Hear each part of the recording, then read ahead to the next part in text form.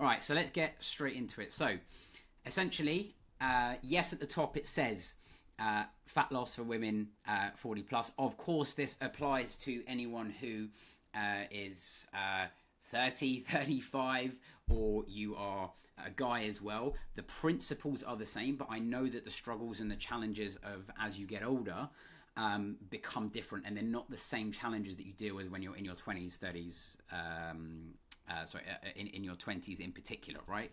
But I'll guide you through basically my complete system on training and nutrition mindset so that you can walk away from here with complete clarity and value, and you'll know you'll leave here at the very minimum going, do you know what, I've got something to look forward to. I can implement all this sort of stuff immediately, and I'll show you how to do all of these things without any crazy restrictions, or show you any wacky stuff. As you can probably tell, that is not me. I'm very straight, direct, and to the point. So yeah, so goal of this masterclass is to guide you through 3 key pillars, right? You'll see I've got 5 steps, but it's the 3 key pillars of the nutrition, the training, and then you also need the consistency and the mindset, which is the glue that ties everything together. So we'll go through all of that. And oh yes, a few of you, if you anyone here got my ebooks, you can pop those in the chat, and if they're good, let them know. If they're rubbish, also let them know. But if you want the ebook, this is a completely new one. This is not the first one. This is the second one. I've extended the 50% off for any of the new people who are here on the masterclass. You can just scan that code. You will get 50% off if you want really simple and easy recipes that will hit all your protein, fiber, everything in one place. So that's just something to mention to you whilst you're here. So you can use that. Just use the code early50. You can actually get there's a bundle offer in there as well. You'll get it unbelievably cheap. The things that are different in the second one, I know that I have a lot of US people. Glad that you all really enjoyed that in the chat. Yeah, the things that I've done is for US people as well. There's a metric and imperial version, so you get 2 versions, because everyone's like, oh my god, I need cups and ounces, even though you shouldn't be doing that. Stick to grams. That's the right way to do it. But I've given you 2 books with that. I've given you more recipes. I've given you a calorie calculator. I've tried to make it even better than the first one. And you know me, I don't charge the earth for this sort of stuff. It's honestly, you'll get immense value, and you'll get, you can use all of these recipes in your everyday life, and you can even message me for stuff afterwards for a bit of support. So grab the recipe ebook if you haven't got it already. Just use that code, or you can also go to the top of my page on Instagram or something and just use that code, and it should be active right now. So that's pretty much all things ebook. Let's get straight into it. So what makes this a bit different to what other people are going to show you and tell you, right? I'll give you a bit of context about me. I'm sure you have seen plenty of my videos online, but essentially it's me and Oscar, who is somewhere outside the door at the minute. If anyone wants to see him a bit later, I will bring him on. But I basically help ladies cut through all of the confusion and all of the fluff and all the stuff that you see online, because I'm sure that when you're on the internet, you see so many different conflicting things, right? You see someone telling you to have meat only. You see someone to tell you eating low carbs. I don't know, so many different ways of eating. Usually the answer is in the middle. So I just want to show you guys and girls that you don't have to do crazy extremes, and just show you that you don't need to do any wacky stuff when it comes to nutrition, right? You just need to get the basics done right. How old am I? I'm 37 years old now. Coach people for about 15 years, so I've been doing this a very, very long time. And I'm actually in London for anyone who is curious. And I ran a boot camp there for the best part of just over 10 years. Thoroughly enjoyed that. That's only something that I've recently stopped so that I can spend more time and make all of my online services even better. So that's a little bit about me. And I always say that's my mum at the top left, right? And if my mum can do strength training, go in the gym, right, and do squats and shoulder presses and all that kind of stuff, right, you can do it as well, right? It's always a matter of priorities rather than I don't have time and all of that kind of stuff. I totally get all the challenges. I'm with you, right? And I work through all of you with it. Someone asked me, how old is she? My mum is 67. Yeah, she looks really good for 67. Actually, I think she might even be older. She might be 68 now. She's coming up to her 70th. Actually, no, she is 70 this year. I'm a really bad son. Sorry about that. If my mum is watching this, yes, I've remembered it's your 70th this year. So she is, she basically will train like 2 to 3 days a week. Weight training she does once a week with me. So and she's got like shoulder injuries and stuff like that. But you work around it. You do what you can, right? And I'm sure you've seen a lot of Oscar, and people say to me, "You haven't haven't fed him enough food on my videos." That's Oscar. You'll see him here and there.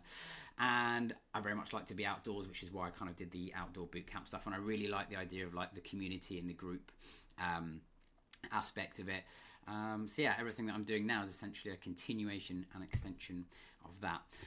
So that's the quick intro about me. Let's just get straight into all of the important stuff. Now, I know that the reality of the situation of most people when they think about fat loss, weight loss, and all that kind of stuff, right, is that it used to be so much easier when you were younger, right? You could essentially skip meals, weight would just fall off. You could basically didn't have to stress or overthink stuff, and you were essentially in complete control, and you could always get fast results. And I totally get that sort of perception of thinking of like when you were younger, so to speak, right? And then nowadays it feels like things are so much harder, right? Like you feel like you're doing everything right. You're doing what this person is online is telling you to do. You're having high protein, you're tracking your calories, you're doing all of this kind of stuff, but you're not quite getting the results that you picture in your mind. And like I said, you follow advice, but you don't actually get the progress that you're looking for. And it feels oftentimes like nothing is really working anymore. You're like, I've tried this, I've tried that. So that's pretty much that. But there's a few things that happen after the age of 40, especially with regards to ladies, right? Is you do have hormonal shifts, which is the whole menopause, and post-menopausal stuff, which is a real thing, right? And that influences how you feel and the challenges that you have when it comes to fat loss. Although as we'll go through, it doesn't actually it changes a few key aspects with the rate of change and your mindset and all that kind of stuff, but it's nothing that you can't make progress with, right? So that's 100%. I understand that. And where fat shifts in terms of the body because of hormones. You also have a massive lifestyle change, which people overlook this one probably the most out of anything, right? You forget that you move a lot less, and usually every passing decade, people on average move less, and all of these factors compound, right? And that's where people go, oh my God, I'm not really seeing that progress that I'm looking for, right? And then you also have the muscle loss effect, right, which is a massive one as well, right? Because every decade you will lose on average 3 to 8% of your muscle mass every single year. And obviously your muscle mass in your body, you actually want to retain and build as much of that as possible. Like get out of your mind, just for the few of you that are like, I don't want to get too bulky and all that. It's never going to be a problem, right? You want to maintain and build as much muscle mass because essentially you get to burn more fat doing absolutely nothing. You get to have a higher quality of life. You will feel better. You get all of the benefits that go with it. And a good way to think about it is, I love analogies, right? Imagine you've got like a little Volkswagen Polo. If anyone's got a Volkswagen Polo, nothing wrong with those cars. Love those. Used to have one. And you've got a Lamborghini. I don't have one of those. But, if you drive both of them, right, the Lamborghini or the Ferrari is going to burn more fuel, right? Because it's got a bigger engine, which essentially is a kind of another way of saying it's more muscle on that car, right? So doing the same thing, it burns more fuel. It's exactly the same when you have more muscle on your body. So it's really something that you need to pay attention to as you get older. And the cost of not getting this stuff right is you get stuck in these endless yo-yo cycles, and before you know it, it's not, most of the time it's not like 6 months or a year, it's like years of people going, oh my god, I've been doing this thing and weight's been creeping up on me, and you get stuck in this cycle. And with every cycle that goes, it gets harder and harder, right? Because you feel like more of a failure, so to speak, because what you're doing isn't working anymore, right? You waste loads of time and money. This is such a big one, honestly. The amount of money that I speak to people and the stuff that they've wasted, I'm like, so you're telling me you've wasted like £5,000 on this in like the last 2 or 3 years alone, and you haven't got any results? Mind blowing. Ultimately, like I said, with every time that you do something and you're not successful with it, you lose a little bit of confidence. You get the health complications if you don't actually take action by doing the stuff now, because what you don't do now, you pay for later, is the reality, right? And you also get to miss out on life. You know, when you want to spend time with the grandkids, you want to go on hikes, all of this kind of stuff. You don't want to be that person who's like, well, I can't really do that. I would love to be able to do that with you, but I can't. So that's something to consider as well. So I'll go through basically these 5 really important steps, okay? And like I said, jot this stuff down as you are going along for questions and stuff, because you'll people love the Q&As afterwards. I'll stay on as long as you need me to help you out with all of that. But I'll talk about that metabolism aspect, the nutrition, the training, the mindset, and how to glue and how to piece everything together so that you don't just have all this individual stuff about training, nutrition, metabolism, how to tie it all together and how to put it into something that you can do for yourself in like your own 90 days, right? Or beyond, right? Longer than that. 90 days is just a really good number because it's not too mentally long to commit to something, but it's more than long enough to see like a lot of results, okay? So, number 1, like I said, as you age and you get older, there's essentially 3 things that are happening, right? You are losing muscle mass as you age. Like I said, you have the lifestyle shift. So if you were to look at yourself probably 20 years ago, 30 years ago, probably even 10 years ago, for a lot of you people, you'd be like, you know what, I used to move around a lot more. I used to do sports and do all that kind of stuff a lot more effortlessly, right? And like I said, the hormonal changes, right? So the first one is, like I said, sarcopenia is basically a fancy word for losing muscle, right? You can, by the way, not just stop this, you can actually increase your muscle mass for like 98% of you, right? Unless you are like some sort of elite athlete, which most of us are not, right? Most of us can always do something to build and retain like more muscle, okay? And as well, after the age of 30, this sounds really depressing, right? But after the age of 30, your bone density as well, which is essentially like your skeletal mass, right? Your skeleton, right? Will just decline 1 to 2% every year, right? Which essentially means that you also become like more brittle, as for lack of a better term, right?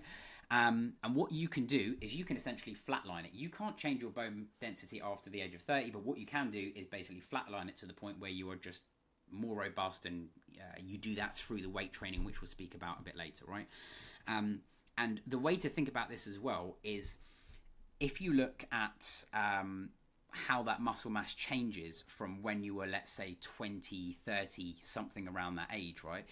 Is if you are someone who's got to like 55, 60 plus, whatever, right? And you've lost 30% of your muscle mass without really noticing, right?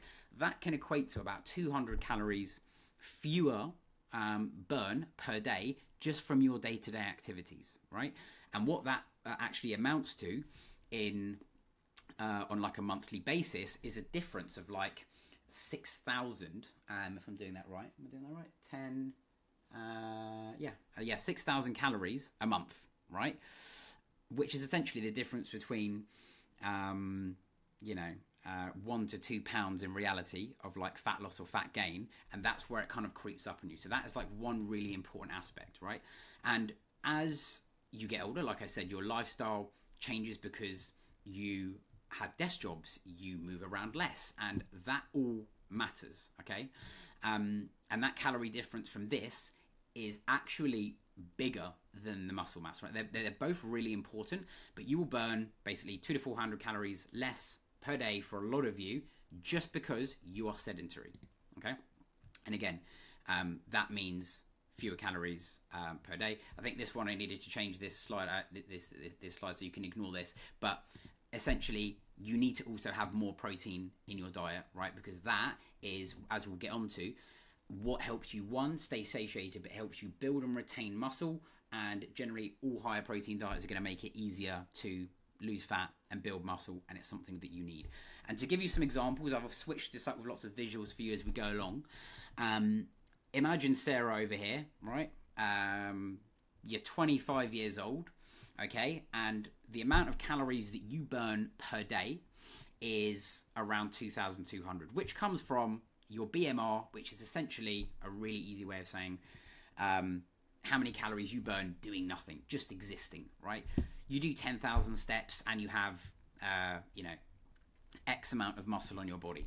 As you get older, right, and let's say you reach 50, let's say your BMR drops a little bit, which is essentially like your metabolism. So it drops a little bit, but as you can see, it's not by much, but you do less steps and you have less muscle mass on your body. And if you look at these examples over here, right, what that actually changes to is just, it can be a difference of like 500 calories discrepancy, which is where this happens and compound, but this is compounding over years, right? So that's like a real world example of what the numbers look like. And any questions you can ask me afterwards, right? And this is what an example of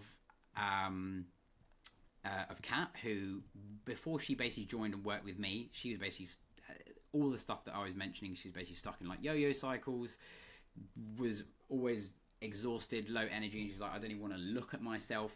But after implementing and actually like taking on board just that information like alone, she was able to basically double her energy. She ended up doing like 18.2 kilos in like 90 days, which is like pretty epic, and obviously completely like transformed, right? These are all real I've got like, to be honest, hundreds of transformations even in the last like 3 months or so, which I need to update, that are in my coaching. So lots and lots of new ones always coming out, but a really good example here, right? Now, nutrition, the big one. We've spoken about everything to do with like what happens after 40, metabolism, lifestyle changes. Cool, that's kind of like the equation, so to speak. The one thing that I don't want you all to do with when it comes to the nutrition side of stuff is ideally don't just follow a diet blindly. If it has a name, is my typical like mantra, right? Is if it's got a name, you probably shouldn't be following it. You should probably be eating what I call the normal diet, which is the stuff that your probably grandparents ate, which is real whole food, right? You probably shouldn't be eating or on diets that are underneath like 1,000 calories. Most of you will never need to go this low, okay? And I'll show you how you can eat more, right, and lose more fat at the same time. But you don't want to do stuff that is like crazy restrictive. I get loads of people who are like, I'm on this detox thing, I'm doing this one quick thing to help me lose, I don't know, the next 20 pounds, and I'm going to do it for like 3-4 weeks. And then what happens is they stop that and then they go back to where they were at the beginning, and then they regain it all back and then some, right? You don't need to restrict foods that you enjoy. I'll show you how to implement this into everyday life, and you don't need to say no to social events as well. I promise you. You probably see me eating out a lot. I have mostly whole foods and eat healthy most of the time when I'm at home, and then I've got lots of social events, so that's kind of where I sort of put my my meals that are not homemade, which is probably about 10% of my week. You can absolutely do that. You can do it on like 20% of your week, no problem. And essentially there's 4 pillars within the nutrition that you need to focus on, okay? This is important. You need to make sure that your calories are correct, yeah? We all heard, yeah, I need to be in a calorie deficit. You've heard that probably many times before, but you need to know how to calculate that, how to, and we'll go through that, how to make sure that this is like the foundation of your nutrition. I don't care if you're having, you eat a certain type of diet or whatever kind of food you eat, the calories, you need to have that somewhat under control. You need to make sure that you're eating enough protein for satiety and for muscle building, and we'll go through in a minute how important protein is, because the more protein you eat, the more calories you burn if you change nothing at all. That's how important it is, right? Changing to just doing some of these things alone will make a massive difference. You hear me talk about fiber a lot. People are like, why don't you talk about sugar? Why don't you talk about carbs? Why don't you talk about frequency? I'm like, I could talk about anything forever, right? But sometimes, right, when you're trying to show people, make it easy for people, less is more, okay? Focus on the stuff that is actually going to give you 90% of all of your results. Yes, the adherence and the sleep and all of that kind of stuff, and carbs can differ from person to person, but focus on the stuff that's most important. You need the fiber for gut health, which is good for you, and to help you feel fuller, more satiated. More fiber also means that you're getting more vitamins and minerals and all that good stuff from the food, which makes you feel good. And generally speaking, it is pretty much linear, right, with fiber, that the more fiber you eat in your diet, the longer you live, the better you feel. It's as simple as that, right? There is obviously like a point that is like the sweet spot, but if you're someone who has like loads of fruit and veg, you're probably going to be in a good place, right? And then you also need something that fits into your structure, because you all have individual differences. Some of you might have like, I'm vegan, I'm vegetarian, I can't eat these foods, and this is what my lifestyle is like. I've got 3 kids, I've got a busy job, whatever that is. You need something that kind of incorporates these 3 things, but puts it into a structure that works for you, right? Right, calories. Number 1, like I said, all diets, carnivore, high fat, low fat, you name it, whatever it is, Atkins, low sugar, right? They all do the same thing. They reduce your calories. If you take food out, right, and you take out pasta, you're going to eat less by default, and that's why weight loss happens. Nothing magical, right?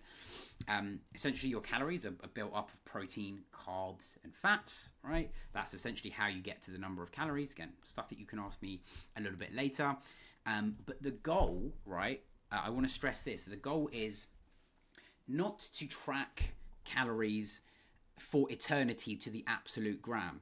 The goal when it comes to tracking, right, and paying attention to calories is that so that you can become more aware, learn, and it's a skill that you can use everyday life when you go out to restaurants, when you are having these different breakfasts and food. You know, do you know what? I've been tracking for like 2 weeks. I know that the average plate should look like this, right? Most of the calories are probably coming from my fats, and these foods are really good for this and that, and it's all about building up a library, right? You can track for if that works for you. I personally track every day because I just copy meals across. It's easy, but you don't have to. You don't have to, you know, be so obsessive with the whole calorie thing, but it's a really useful tool, and one that most people will probably need to master or try out, right, at some point. And just a quick word on like calories, right?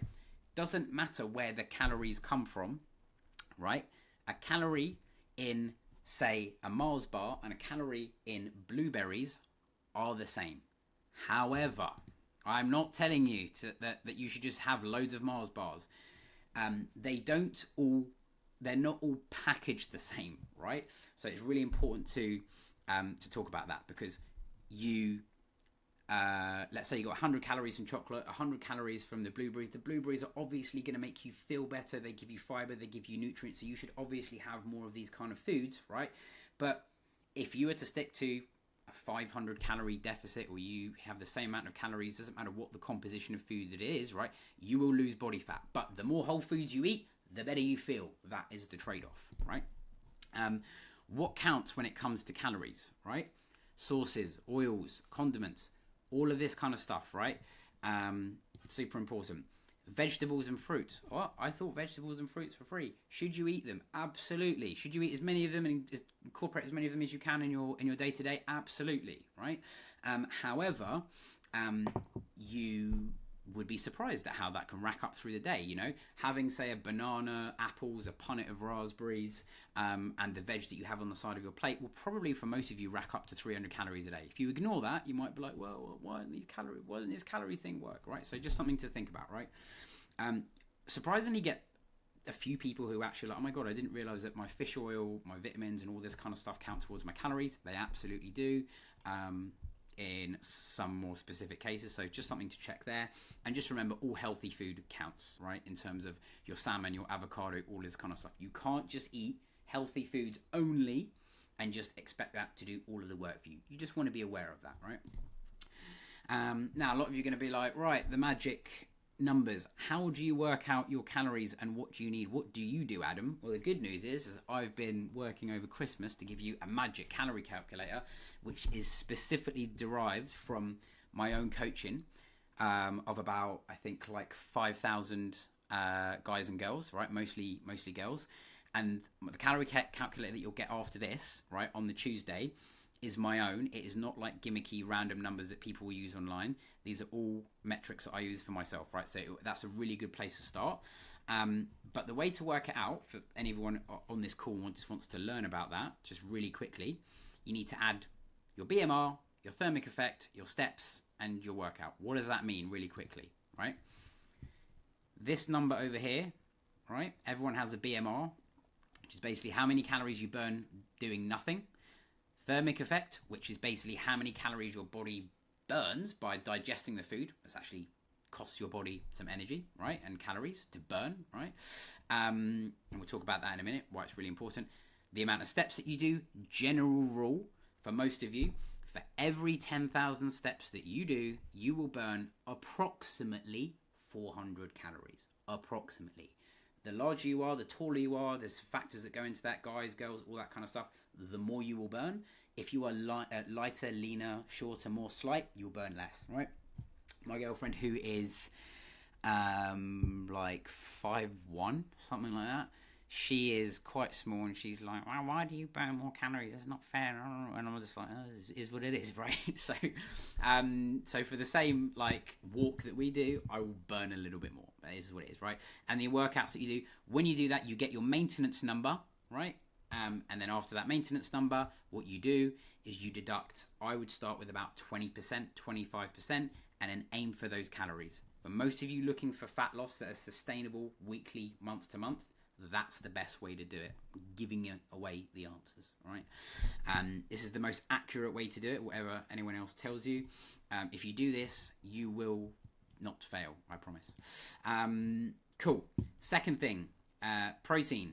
Where do you get your protein from? Chicken, fish, Greek yogurt, lean meat, eggs, fish, all of that kind of stuff, right? How much protein should you be having for yourself, right? A really easy way to do this, right, is if you take your target body weight, right? You can take your current body weight, but the target body weight is a little bit more, let's say, realistic. And just, you can go 1 gram per pound of body weight. So if you are, for example, 130 pounds, 130 grams of protein is great. More than enough, right?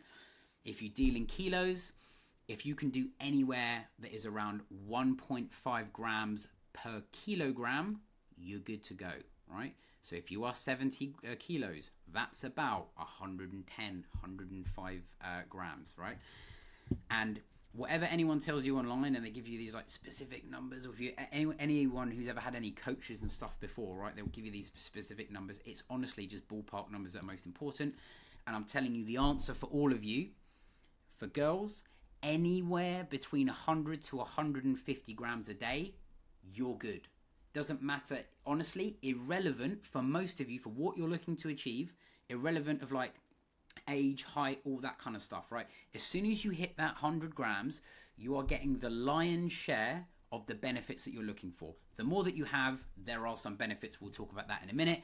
But if you do that, that is all you need to do. And remember, it is not binary. 90 is not bad and 100 is not good, right? It's like sliding scale, right? Just like you wouldn't sit there and say 10,000 steps is great. Oh, I only hit 9,000. What a crap day. You wouldn't do that, right? You'd sit there and you'd be like, cool, that's roughly where I need to be. You're good to go. So like I said, don't look at things in a really binary way. A good ballpark as well to aim for, 30 grams per meal. So if you do a breakfast, lunch, and a dinner, right? If you get 30 grams in those, and you aim for a 30 grams of a source of protein like chicken or eggs or fish, you're going to be well clear. You're going to be good to go, all right? But this is the number. Regardless of how you work out, you're all going to come to somewhere between 100 and 150. Don't worry about the small stuff. Big picture. Look at the big picture. Look at what's important, right? And let me show you the difference, because this is super common. People who are not tracking their protein, they're like, okay, cool. They track. Let's say you track your protein for the last week. You're like, oh my god, I'm only getting 50 grams a day. That's like nothing. I thought like one egg and a bit of tuna and a bit of yogurt here and there was actually getting me to where I need to be. And let's say you were to go from 50 grams to 150 grams, for example, which is very doable, right? What that would actually mean, right, is that you would burn an extra 100 calories a day by changing nothing at all. Nothing at all, right? Forget the steps, forget the metabolism, forget that. That's it. Your body will just burn more because it's more expensive for your body to break down protein than it is carbs and fats, which is why it's so important. And what just that one change alone, we can see what I've written down at the bottom, right? Is the impact of that is you would lose 1 pound of fat if you only changed that and you were consistent with it. I promise you, you would, right? That's how important that is. So like I said, you're trying to piece all these things together. Fiber, you need this because this basically keeps you full for hours, unlike processed foods, of course. You'll see me really focus on that in my meals. This is all done for you again, like in my ebook, right, where I've calculated all of the protein, calories, and fiber and portions for you. And that will help you basically stop the afternoon energy crashes and stuff like that. The more of this you get, the more fiber that you can get, the better. And remember, your body is changing after 40, right? So fiber helps everything work better. It gives you the better gut health and stuff. And like, I think if we're all honest, like myself included, we're all looking at how we can like live a longer, better life with more longevity, right? More fiber will help you do that. Now, you're going to ask me, how much fiber should I be getting? How do I know how much to have, right? Short answer is, most people in this room are going to be on like 10 to 16 grams of protein of fiber, okay? What you want to be aiming for is 20 to 30. That is like the magic number. If you get more in, is that better? Yes. Do you need to? Don't have to do that, right? But you're getting, again, the lion's share of what fiber gives you by doing this, right? And I'll show you some examples in a minute of like high fiber and all these different categories to kind of visualize it a little bit more for you. Some easy wins. Honestly, what you're looking to do is just add fruit and veg in your meals, not just any fruit and veg, as you will see. I'm sure you've seen like my comparison videos where like sometimes you think that you're getting in like a lot of protein or a lot of fiber, you put tomatoes and lettuce leaves, but it doesn't really cut it because it's the dose of what you are having which is important. It's not just the thing, right? You can't just like go for a run and expect something magical to happen. You need to do something for a certain amount of time or have a certain dose of something to get the effect, right? Some examples here. If you're looking at fruits and you're like, Adam, what are the lowest calorie, highest fiber fruits that I can put into my diet to make hitting my fiber goal much easier and get rid of these cravings and hunger and all this kind of stuff, right? Raspberries, pears, apples, blueberries, blackberries, all of these sorts of things, you're going to get loads. Like 65 calories for 12 grams of fiber for raspberries, right? That's like nothing, absolutely nothing. Right, and if anything, it's they're going to be like so healthy, right? So that's for fruits. Vegetables, broccolis, sprouts, carrots, really great sources of fiber. They're also quite low in calories. Carbohydrate sources, so you'll see me use a lot of like chickpeas, lentils, and stuff like that. Awesome, like any beans, pulses, and legumes are really, really good. And quinoa and stuff like that as well, really good. There's protein in that as well. And nuts and seeds. The reason that you see so many people use chia seeds is they're really versatile with cooking, but also you get so much fiber in them. Try to get foods, eat more of the foods that are on these lists, right? And you'll be good to go. I've got a fiber list if anyone wants it. I can probably try to send that out if I can on the Tuesday, but all of this stuff, I need to grab it because it's actually part of my coaching. But yeah, so that's pretty much how to look at that. And then the flexibility part of the nutrition, right? Honestly, for most of you, 80-20, right? Or 80-90. 80-90? I can do that. That doesn't work. 90-10, right? As like an approach, right? Is what will work, right? So what I mean by that is 80% good whole foods and 20% foods that you want to have, which you could call them as like, you know, your chocolate bars or little things. You know, you don't have to eat perfectly all of the time, right? The way that I personally do it is I eat, we could call it clean, most of the time during the week, right? And because I have social events like this on the right, what I will do is I will just, you know, use this as my like my 20% where you can't be 100% accurate and stuff. Absolutely fine, right? Social events and strategies, right? When you go out, we do all of this in the coaching in terms of like we calculate stuff when you eat out and help you manage the eating outside of stuff. But essentially, you're never going to be able to be perfect. Just accept that. It's absolutely fine. As long as you go in there with a few key principles in terms of like, you maybe look at the menu ahead of time, you have a good idea of like what a portion of fries is, what pizza is, have stuff on the menu that is higher protein. You can work around all this stuff and still eat yummy foods, right? Eating on the go, best way to look at this is, I'm not sure if I've mentioned this later, but for every like 400 to 500 calories that you have when eating on the go, let's say you go to the supermarket, you get a meal deal, you pick up a sandwich, you pick something on the go, Subway, I don't know, something like that, right? If you can get 30 grams of protein for every 400 to 500 calories, that would be ideal, right? That would be like a really good ballpark for you to aim for. You're not going to be able to be perfect. Just remember, it's not binary. It's not like if something has 28 grams, it's a rubbish meal, right?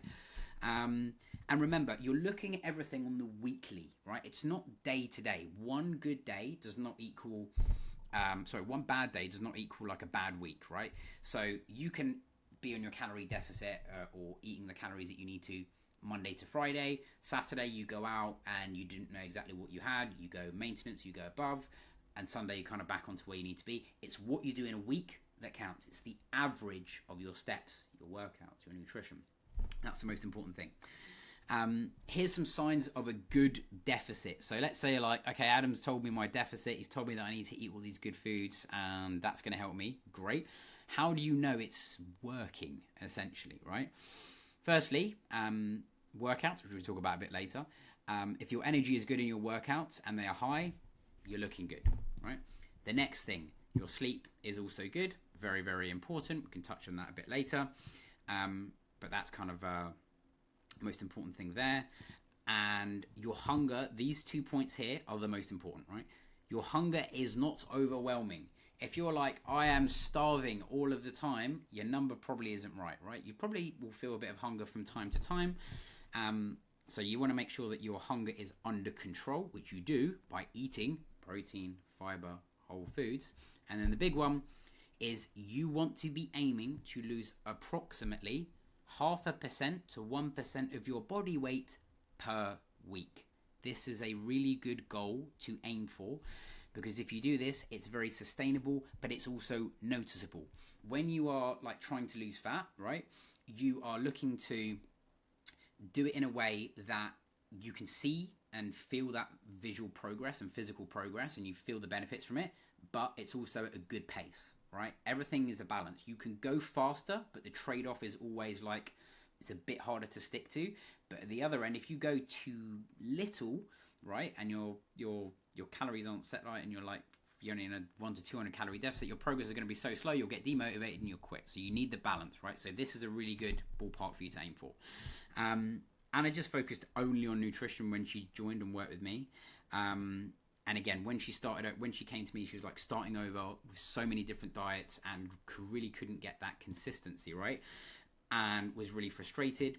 But after actually implementing the stuff that I'd taught her and worked with her in the coaching, right? She's obviously in 10 times more control of her nutrition. Everything feels a lot more effortless, and she can actually go out and do the stuff that she does with her friends in real life and not have to stress every single week about what am I going to have? Am I having the right calories? All of this kind of stuff, right? So that's all things nutrition. That was like the bulk.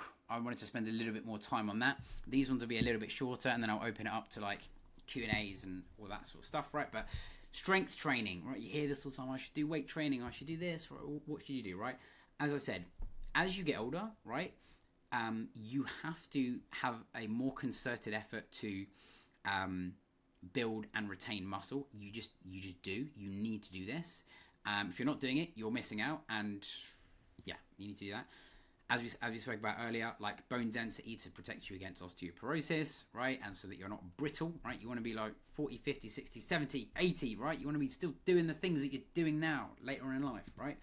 And you also need the muscle to look and feel your best, because I'm all about like longevity and whole stuff, right? But I'm also like, a lot of people that I work with, They want to be more toned. They want to look better. They want to feel better in their clothes, all that kind of stuff.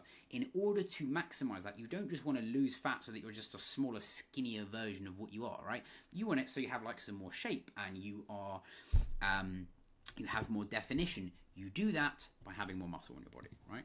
Really important. And everyone should like this one. You burn more calories for free. That sounds pretty good. The analogy that I use at the start of it, right? If you are someone who has more muscle, you sit on the couch and sofa. You're just burning more calories, right? Someone's asking me in the chat how much training, how many workouts and stuff. I'll show you in a minute. So that's pretty much that. Yeah, a topic. Someone mentioned an interesting topic about like the GLP-1 and Mounjaro, Ozempic, all of that kind of stuff. I'll tell you the one thing about doing that, it's not that you can't make progress on GLP-1 drugs, right? But the problem is that you tend to lose more muscle when you are doing that because your calories are so low and you can't eat enough to sort of fuel the workouts and stuff because it's an appetite suppressant essentially, right? So yeah, that's why people tend to get problems when they're on GLP-1 to actually maintain and build muscle. So something to chat about maybe a bit later. A lot of you will say to me, oh, I don't know what I'm doing when it comes to strength training. I'm too old. I don't really have the time. I'm going to get too bulky. I'm sure that we've all done this, right, before. Right? You tell yourself this story in your head. But I promise you, it's just a matter of, you can do something extremely simple, effective, and I'll show you how to do that now. Really simple. Right. Some really smart training principles. Obviously, we do this for you in my coaching. So if you come in, we create you programs. You've got guided stuff that I do every single week. It's all done for you, right? But the principle is you only need 2 to 3 sessions a week. If you can do more and you want to do more, can you do more? Absolutely, right? I work with people who are also high-end, like strength training competitors who want to get really strong. But the majority of people who I work with are people who want to be fitter, stronger, more toned, and have more muscle, right? Of like general population. You need to do compound movements to give you the biggest impact. That's a really fancy way of saying just do all the really important exercises that move more than one joint in your body. So stuff like squats, push-ups, some kind of some kind of deadlift, some kind of row, 4 to 6 exercises max. You don't need anything more complex than that. You do not need 20 different exercises rotating every single week. Keep it simple. If it works, there's a reason why stuff has worked over the past. People continue to use it. So nothing too much to sort of chat about here. And the other thing that you need to do, which happens naturally when you start training, but you need to make a bit more of an effort for this as you are more consistent, is you need to just do a little bit more every week. Progressive overload is a fancy way of saying I just need to get a bit stronger every week. That basically means instead of that plank that you did for 30 seconds, can you do it for 35 seconds? Can you do it for 40 seconds? That squat that you did with 10 kilos, right, for 10 reps, can you do it for 11 or 12 reps next week? The answer is nearly always, yeah, I can do that, right? I can push myself just a little bit, okay? People asking me about cardio and stuff. Don't worry, I'm one step ahead of you on the next page. So 30 to 40 minutes is all you need. All my workouts, 30 minutes or less, that's all you need. If you're telling me that you can't spend 60 minutes on yourself, right, then I'd say go look at your calendar and your diary and your priorities, and you will be able to fit it in. If you find something that is important to you and you actually want to do it, you will find the time, right? I promise you that you will. Cardio versus strength. How does this look, right? Which one should you do? Probably both. The cardio, this is the best way to look at it from my point of view, is cardio is there to improve your heart health, your fitness, and use it for extra calorie burn, right? The strength training is the one thing that you need to, like, the cardio can't really give you the benefits that the strength training gives you, which is like building more strength, muscle, definition, all of that sort of stuff. So you want to complement the two, but the thing that people neglect the most is the strength training, which is why I focus on it more, okay? You do not need to go on like long marathon runs. You don't have to run to burn calories and all of that kind of stuff. But when you come in, right, to any of these two, like I said, just look at the strength training because it's the thing that people neglect the most. You'll find that the calories that you burn from strength training, right, typically the burn kind of happens on the day and then for 48 hours afterwards.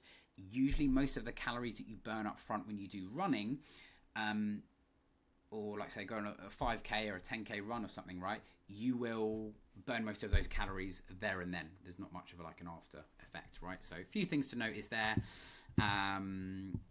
So that's pretty much all things training. Jen really focused on just more of the training with me. She tightened up her nutrition. She didn't need to do like a crazy deficit. So like I said, I get all different kinds of people that come work with me.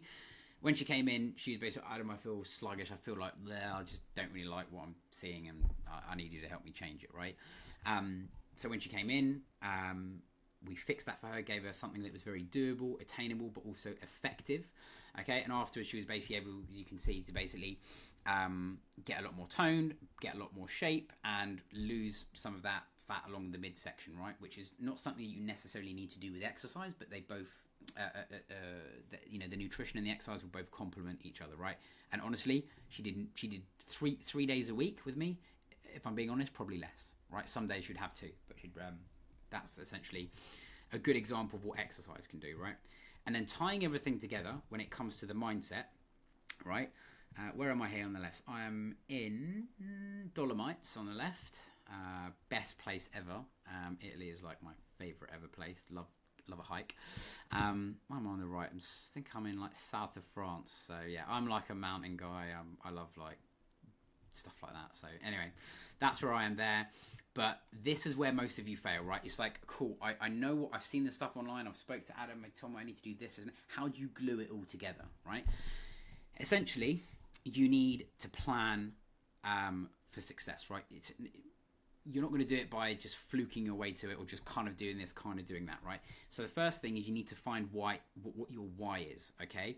And your why is like, why are you actually doing this? Are you doing this because your mate next door or your friend said that she's going to do a diet and you want to do it as well? Or are you doing it because you actually want to be a better version of yourself? You want to spend more time with the kids, you want to live longer, you want to be able to do these activities. Find what that why is really important. You need consistency and discipline, right? The 2 most important things. We'll talk about this in a bit, right? But the accountability side of things is what people need the most, right?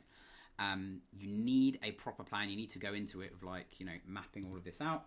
And the big one for me, the people always ask me, how do you overcome challenges? How do you look at new challenges that come up to you? And I'm like, you need to future pace yourself and expect that there are going to be challenges in there. Like, people often come off calls with me like this, or my coaching calls and then my training and stuff. I literally, if anyone's ever been on a coaching call with me, I literally say to them, yeah, that's great, we've got you set up, and I'm just like, you are going to be a bit hungry sometimes. You're going to have these challenging weeks. You're going to be like, oh, I've messed this day up, I've messed this week up. But you need to go into it, right? Just baking that into the equation. You cannot expect to be perfect. You just need to be consistent most of the time. If you do not quit, you will see progress week on week, right? Because you can continue to, it gives you something to build on, right? But the key thing is you don't want to have this all or nothing mentality. It's really important. Right, here's a cool one. This one's called the emotional cycle of change. I'm sure some of you can relate to some of these stages, right? But you've got stage 1, right? It's 5 different stages, right? We'll go through this. Stage 1 is basically uninformed optimism. So this is where I've done this. Everyone would have been in this situation at some point. It's basically where you start something new and you're really optimistic about it. So my let's say you come and you start a new diet. You're like, cool, I'm going to lose all this weight. I'm going to do this. I've seen people do this and that, right? So you're super optimistic about it. It could be you starting a new business. You've just signed up to a marathon. You're like, yeah, I'm going to do this really cool thing. But you haven't actually processed, right, what you need to do in order to succeed in that feat, if that makes sense, right? And then you get to this stage 2, right, which is where, in relation to, sometimes we'll skip to stage 4, good. When you get to stage 2, that's where the realization of what you need to do kicks in, and you're like, okay, I need to do this training on my own. Or I watch these people online do this low carb diet, and now you go, do you know what? I can't do this low carb thing. It's just a nightmare. I just can't fit it into my social life. It's rubbish. I don't want to do it. Or whatever that overwhelming thing that strikes you. in the moment, right? Once you've signed up to this new thing, right? And that's where, like I said, you need to overcome that by planning, accountability. I'll show you that in a minute. And then unfortunately, when 90% of people go with all new feats, this is a horrible place to be. It sounds like Mount Doom or something, Valley of Despair. Basically, this is where most people quit. They go, sod this, I'm not doing this anymore, I can't do it. And then they usually break the cycle with something. They like don't train or take a week off training. They go out and they have a big splurge with food, and then they go, ain't doing it, right? And then they just go back to uninformed optimism, which usually takes about 2, 3, 4, 5 months. They go, right, I give it another go, and they do this perpetual cycle over here, right? And unfortunately, that's where most people stay, and they do something that is not sustainable for them, right? But you can absolutely be that 10% of the people who like push through that. And the way to get past this, right, is you need, like I said, a good plan. You need accountability in place. You need to make sure that you have, you're not winging your way to where you need to be. So stage 4 is where you get the informed optimism. Once you've baked all of these challenges into the plan, as I said, right, what you're going to find is that you go, okay, cool, I know that I was going to be a bit hungry. My weight fluctuations are going to be different week to week. My hormonal stuff, I've paid attention to that. You're kind of like, you've armed yourself with all of this stuff, and you've got friends and family and people around you. Maybe it's a coach or someone else, right? And you go, okay, cool, now I'm starting to see the benefits. I have more energy. Someone said Valley of Despair, not taking me this time. Yeah, that's it. That's the spirit, right? And yeah, once you have this stuff in place and you have a proper plan, I promise you, like, your chances of success just go up massively. Number 5, success and fulfillment. That's the place where what you have done is just now your life. It's your habit, right? People start asking you about, like, how did you get those results? You've had this for like a year, 2, 3, 4, 5, 6 years now. How did you do it, right? And you don't even think about it, and you can pass that information on to other people. But most importantly is that you've made it like a lifestyle and a habit, right? Which is really, really important. So that's essentially where we all want to get to, and you can absolutely get there with the right plan. And just a few like critical mindsets, things for you all to think about is, like I said, expect the challenges. Like, whenever I do anything, it sounds really weird. Like, people say to me, like, would you have any mindset hacks? And I'm like, I literally go into everything with worst case scenario, right? And that way you can't lose, right? I remember when I got my dog, obviously I love Oscar, right? But when I got him, I was like, do you know what? He's going to keep me up all night. It's something that I really want to do, but he's going to keep me up all night. He's going to poop on my floor. He's going to be a nightmare. And he wasn't really that bad. But because I went into it with that mindset, right, it helped me overcome the challenges. Because when they actually come, you're like, cool, I know what to do now. This happens. I'm going to, if this, then that scenario. Look at it as weekly wins, not just daily perfection. Really important. So yeah, it's the bigger picture scenario. And just remember that lifestyle is not a massive quick fix. Okay. Bad days do not equal bad weeks, as I just mentioned, okay? And remember, there's loads of victories and stuff that you can look at that are not just scale related, because we all do it, right? We all go, I need to see that number come down on the scale, right? Your energy, your confidence, how your clothes fit, how you look, how you feel day to day, right? There's constantly, like, I get like people to track sort of 4 to 5 different things every single week, and it's like, right, how you cool, your scale didn't move down this week, but how do your clothes fit? Okay, my clothes are actually starting to fit a little bit better. My energy is really good. I feel like I'm in a better frame of mind to deal with like all the stuff that comes in my day. So like I said, there's more than just weight to track, right?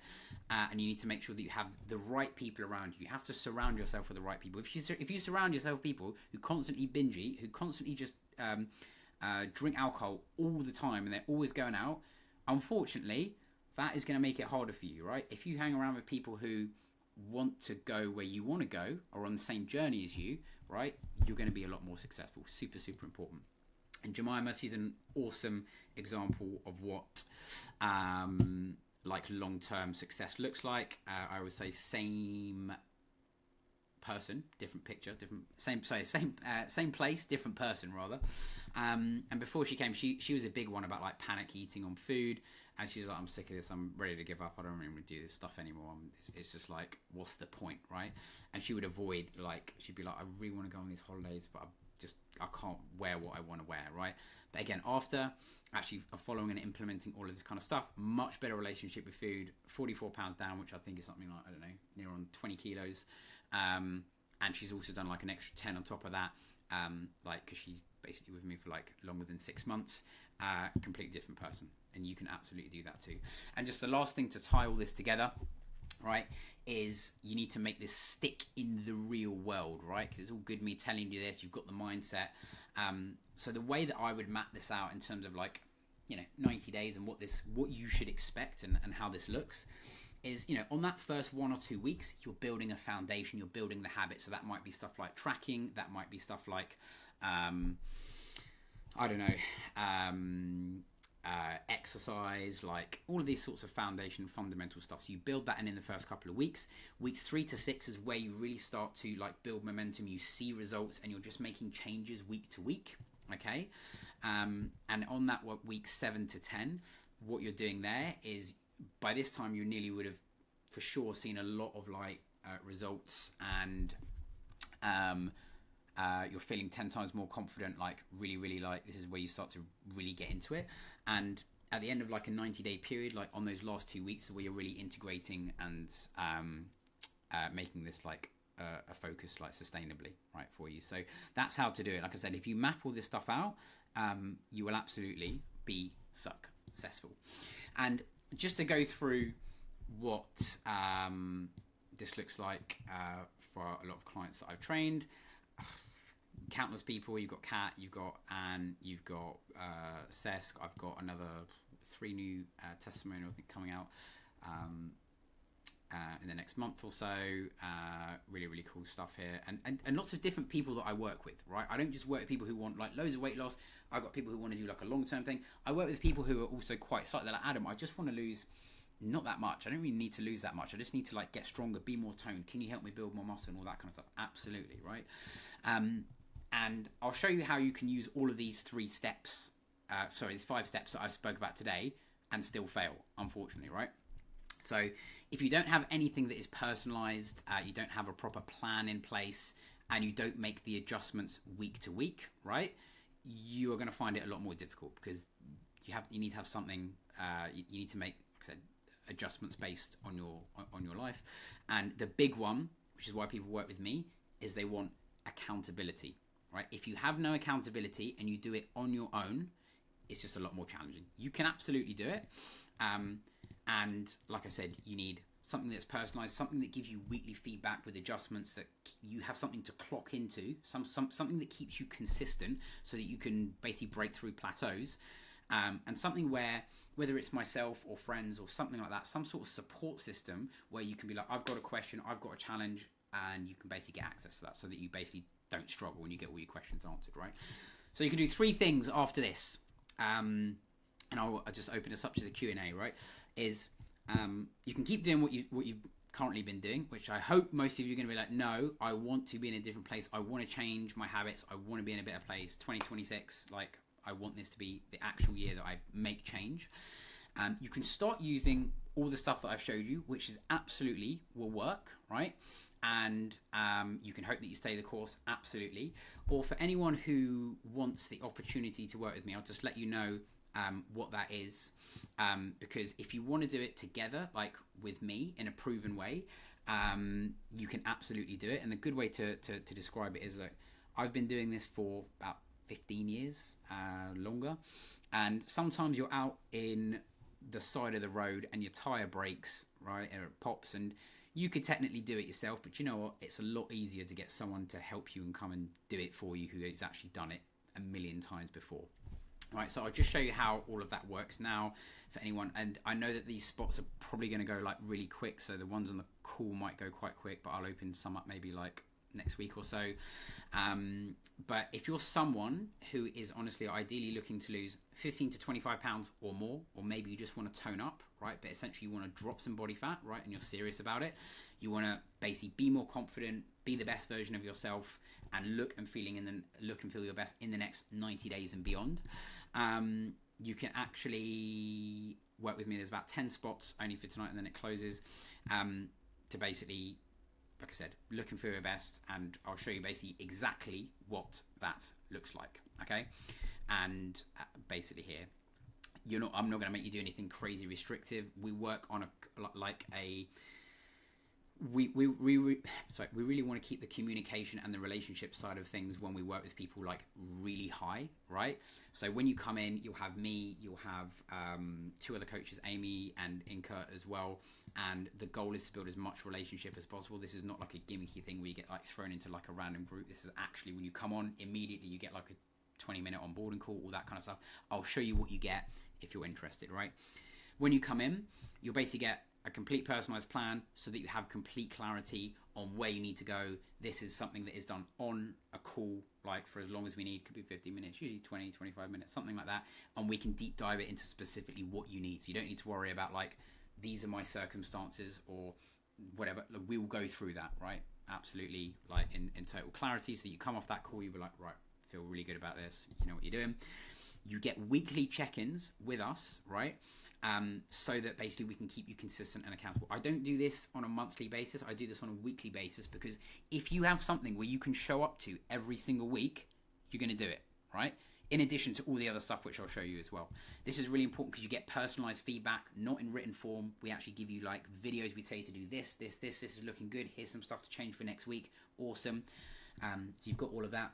You've got follow-up calls, with myself and Amy as well. So after we do that first call, we pencil these into your diary to make sure that you turn up. So you've got all this stuff that's going on, but we make sure that we do a call with you as well, so that we can just keep the communication high and keep the relationship really good. Like I said, that's the best way to do it, is how can you get people to adhere to stuff. I do 3 live calls a week in the coaching as well, which you can hop onto. There's like a Monday evening, there's a Wednesday morning, there's a Thursday lunchtime. I'm on those kind of like this, but obviously not with 800 people every single week. And if you jump onto those, they are amazing, I promise you. Like, you get your questions answered. I'll hang out with you for as long as you need me to, right? So you've got those as well. You get 3 guided workouts that you need each week. If you need something specific that is like a gym workout, or you want something that's guided, don't worry, we can supply all of those. But this is all stuff that you can do at home in the gym in under 30 minutes. Very doable stuff. And we work with you based where you are at your level, right? Just to let you know. And then you've got access to the private group as well. You can chat to a lot of the other girls and some of the guys that are in there as well. This will keep you engaged, all that kind of stuff. And you've got something going on like every single day to keep you going, right?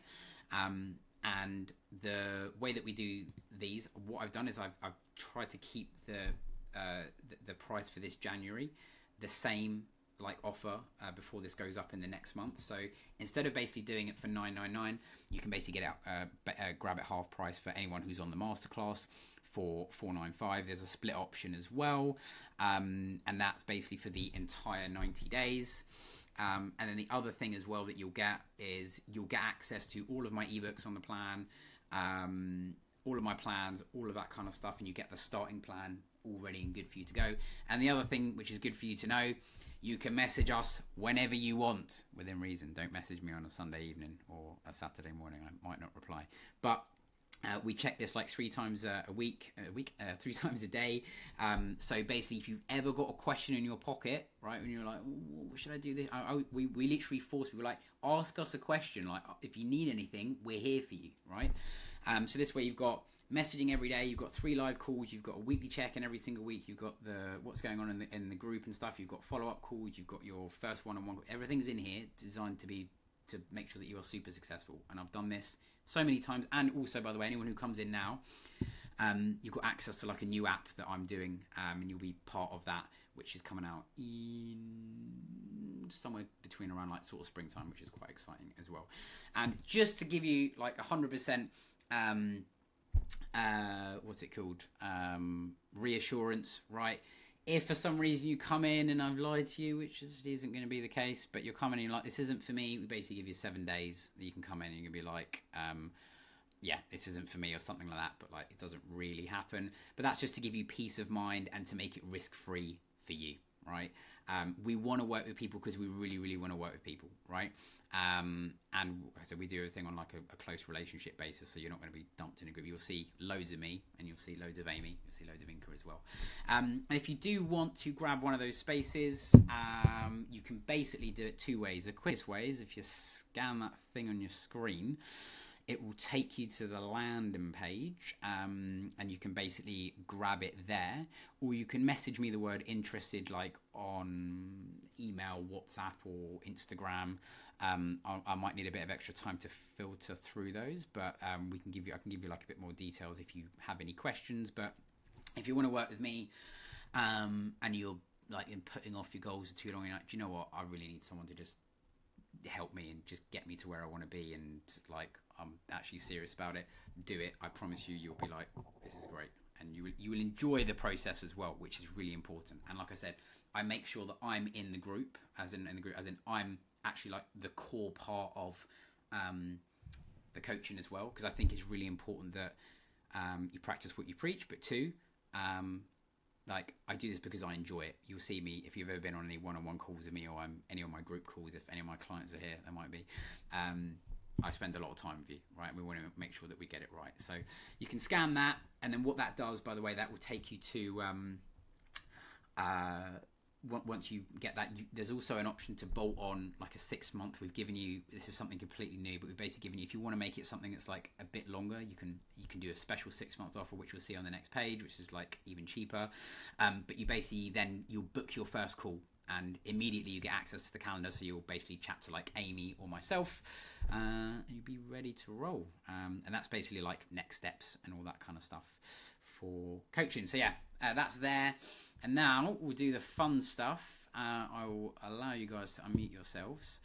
Someone asked me, do you get a record? Yeah, you get a recording of this on the Tuesday, so all good. And yeah, you'll be able to get started, by the way. Some people are asking me. You can get started with this like right away, so you'll probably see slots that are available like loads next week. So just book those in, and we'll be on those calls.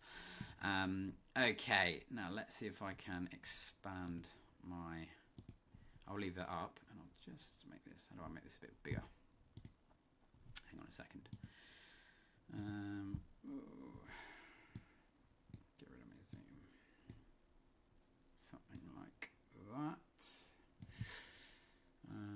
And then I'll let you guys unmute yourself. So, right, now what you lot are going to do is, you've obviously got questions, right? So I'm going to unpin myself. Now there's a little hand raising gesture that you can do. If you've got any questions, just raise your hand, and then you can just not on camera. Sorry guys. You're like, oh, I'm trying to filter through 500. There's a little thing here. I can never find it. Where is it? Let me just how do I unpin myself? Hang on. Sorry. Give me a sec. You can start raising your hand. Someone will do it, and then they're going to put it in the chat, and they're like, that's how you do it. There's a little thing. It's like react. That's it. Like this. There's a little hand thing up there. Okay, up there. So you're going to do that where it says like react or something like that, I think. You'll find it somewhere. After a while, I'll just get you all to just unmute yourselves anyway. So I'm going to say, right, allow participants to unmute. And then we want to remove my pin. There we go. All right, nice one. Okay, let's see if this works. So I'll start off with, I'm just going to go left to right, fire across. You can ask me whatever you want. I'll start with you, Brenda, if you can see if it works. You can unmute yourself. Oh, I feel so lucky. That was really informative. Thanks so much, Adam. I have so many questions, but I'll just take one. You are welcome. I struggle with managing calories at social events, business travel, rules around, wine, that sort of like still having a life while doing this. You said something about like go out there with the right principles in mind. I'd love to hear more about those tips. Yeah, 100%. Like a lot of people that I work with I've got people who like do long work trips across the world, and they've got like busy lifestyles and stuff, right? The way to look at it for sure is start off by looking at it on like the weekly scale, right? Is that you go into the week and you're like, okay, this is kind of like my calories and all this kind of stuff that I want to aim for. But if you are good, honestly, like 80% of the time, The other 20% you'll be good. And the goal of when you go out, especially when you go out for like individual meals, is if you can just not completely blow it in reality, and you can keep that meal. This is just what I've found in working with like loads and loads of people over the years. If you can keep that meal to like in and around 1,000 calories, that sounds like a lot, but when you budget that in and you factor then over the average of the week, that's going to be like a really good like ballpark to aim for. Because when you go out, it's really hard to just, you can't go out and have a meal and be like, right, I'm gonna have 600 calories today, and you're like, oh, there's nothing on the menu that's 600. Well, so there's that, right? And then when you put that into the context of the week, you'll be like, okay, cool. Maybe one day you're hitting 1,500. You do that, and then you have one day where you go 2,000 or you go 2,500, and then you get the next day back down to like maintenance or slightly below. You're still in quite a chunky deficit for that week. So the goal is to not completely blow it. Depending on where you go, if you can pick, common is like Italian, or places that do like chicken and stuff like that. Pick all the stuff that is like meat based. If you can, if you're veggie, you just have to work around a few options, and get also familiar with what the average, because this will be true across the board, is that the average pizza, fries, chicken burger, all this kind of stuff, when you start to track it enough times, you will know roughly what is in those things. And that's again a good way to give you a ballpark. And when you go out as well, the reality is it's the sauces and the condiments that rack up the calories, as you know, right? It sounds really depressing. Like, I've got these fries that are 500 calories, and you're like, I've got this mayo here which is 400 calories, and I'm like, you could just swap it for ketchup, right? And most of the hidden calories, so to speak, day to day, and also when you eat out, will come from fats. That does not mean that fats is a bad thing. It's just really easy to overeat. So like aioli oil, you dip your steak in, all of these kind of things. So those are probably like some go-to things that I can think of in my head. Anything else you wanted to add to that, Brenda?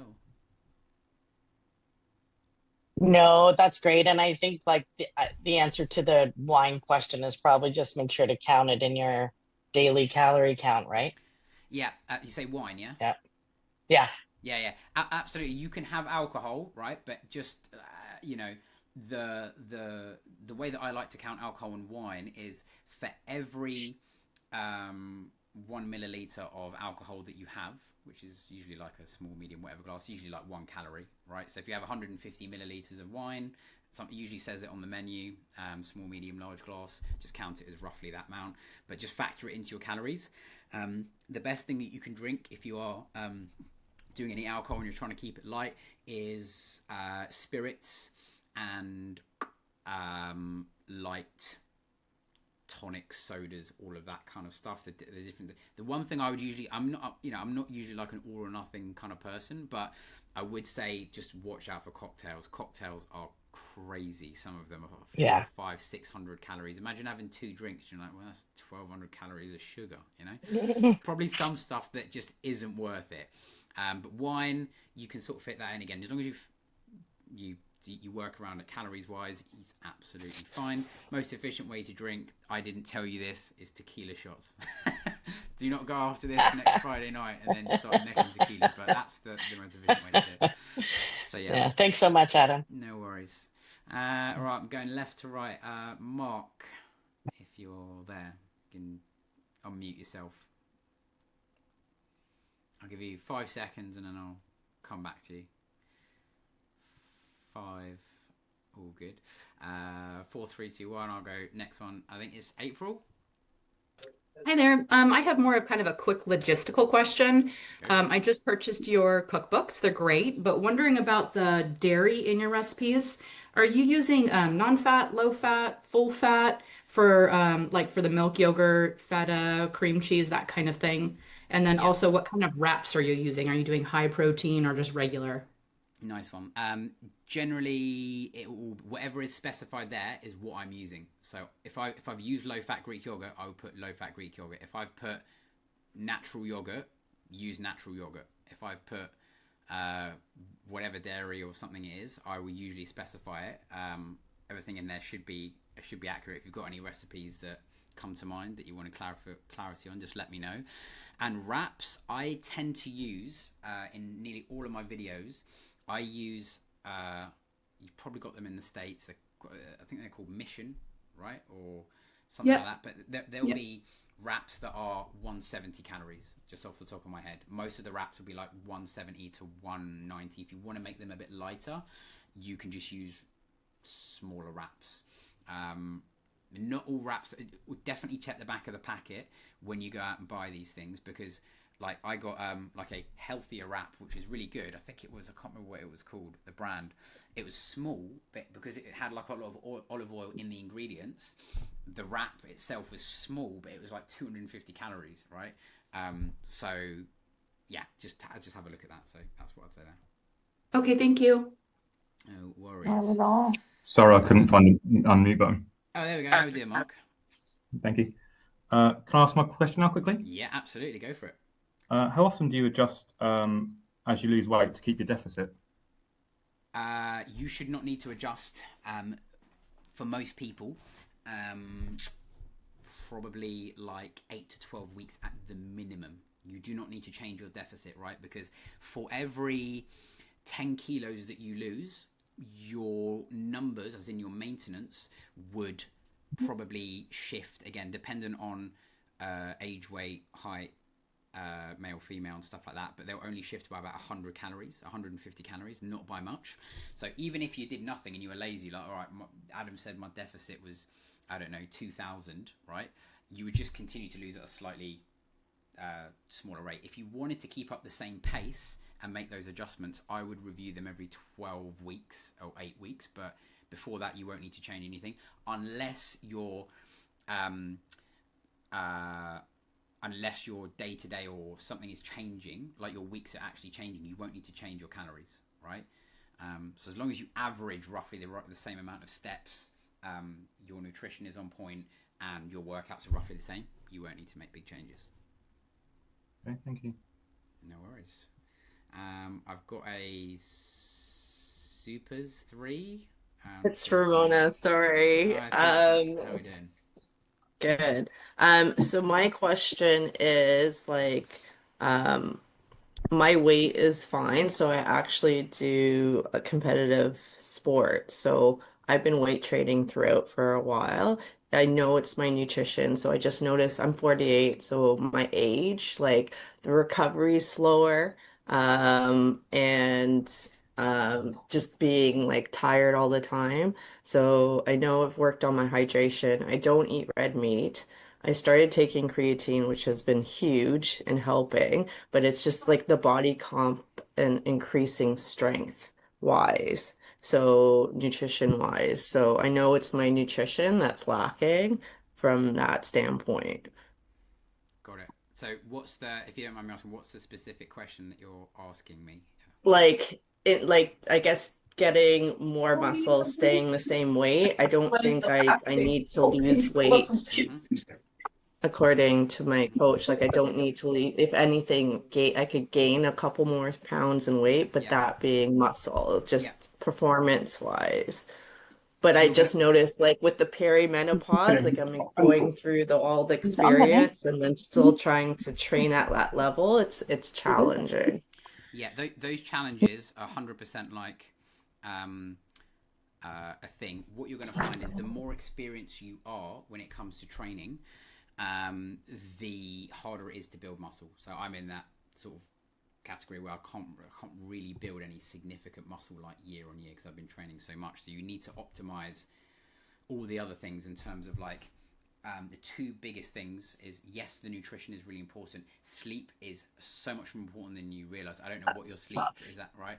This like I can actually feel it if I get like a week or two like really good sleep. Like I'm just able to just perform better, right? It's like that's your Yeah. secret elixir to like just one, longevity, and two, like you just have to do it. You can only get so much if you sleep, say, I'm just making Uh, this up, 6 to 7 hours.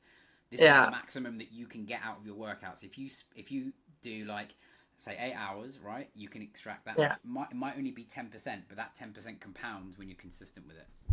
So that's the challenge. It's the lifestyle because I work afternoon, evenings, but my Yeah. training is like 5 in the morning. So I just gotta figure out something, or does naps help? Like, I don't know. Like, It's no, usually, not really. it's usually better to get the sleep all in one if you Okay. can, and just be like, how can I get my block?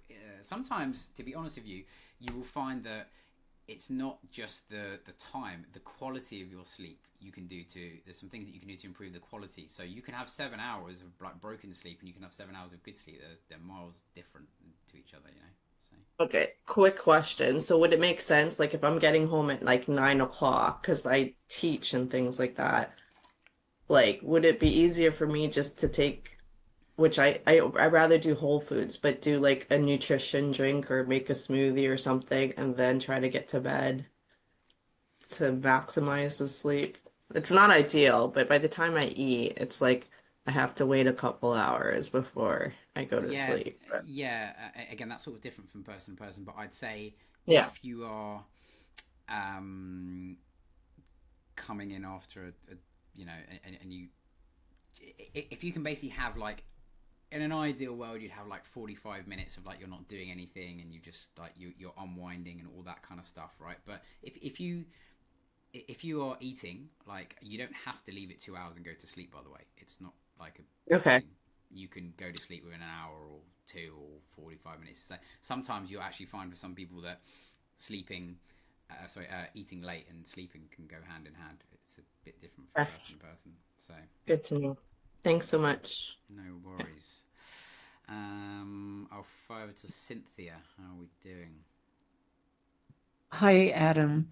I was reading recently that protein powder supplements have heavy metals or lead in them, I forget which, but that a lot of them are contaminated.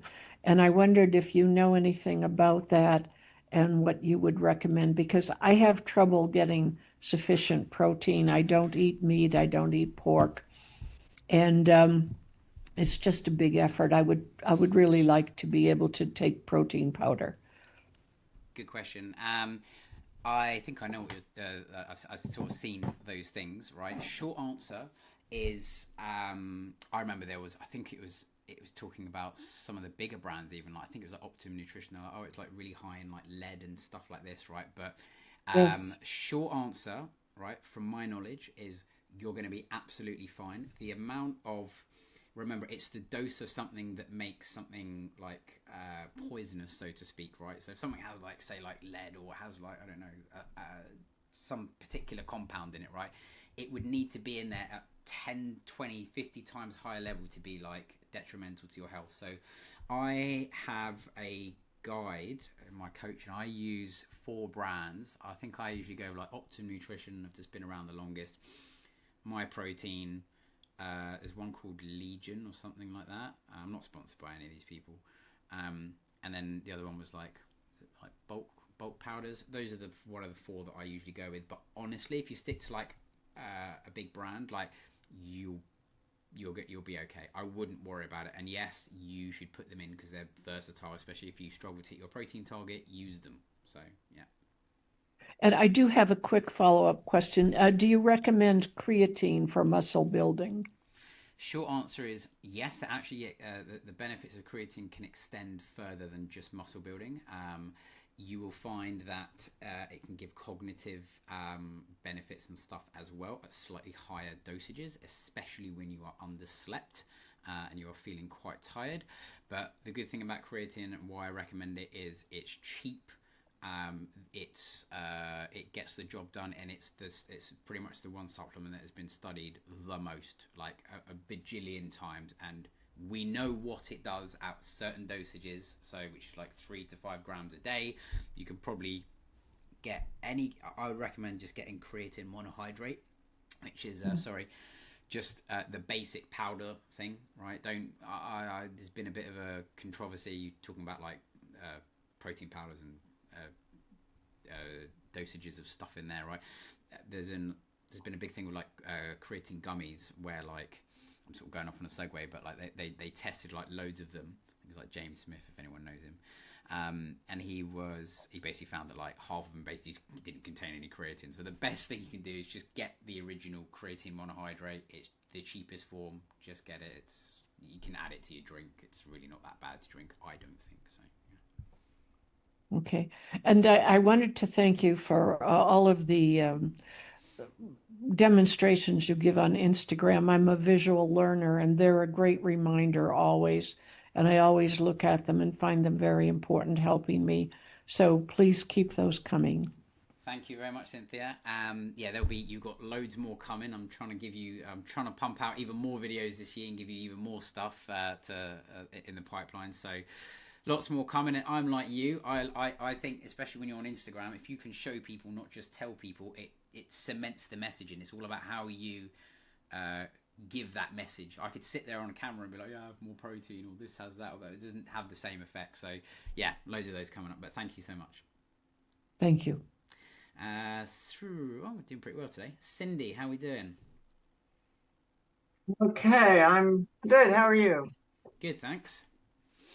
So I know you're not a big supplement person, which I appreciated in watching some of your videos. But I do have you also talked about exercise a bit, but I had a specific question. I'm 77 years old, so it's an age-related question.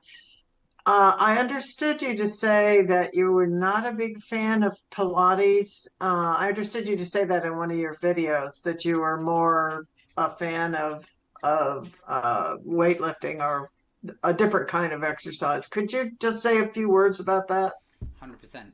I am not against any form of exercise in particular. The only reason I focus on strength training is it's because it's the one thing that moves the needle, so to speak, for people more than I don't know, just using the Pilates example. Like, Pilates is great. You should do as many of those as you can probably realistically fit in. 2 Pilates sessions a week is going to be great. It's going to help with mobility, flexibility, but it's not going to probably work you enough in a way that like strength training will. Like, if you're looking to build muscle, you wouldn't do Pilates. You'd probably I'd put both of them in. You can make an argument, go, cool, if in an ideal world, if you had no commitments and you could sit there and be like, well, I'm going to plan the perfect workout, you probably do Pilates once or twice a week.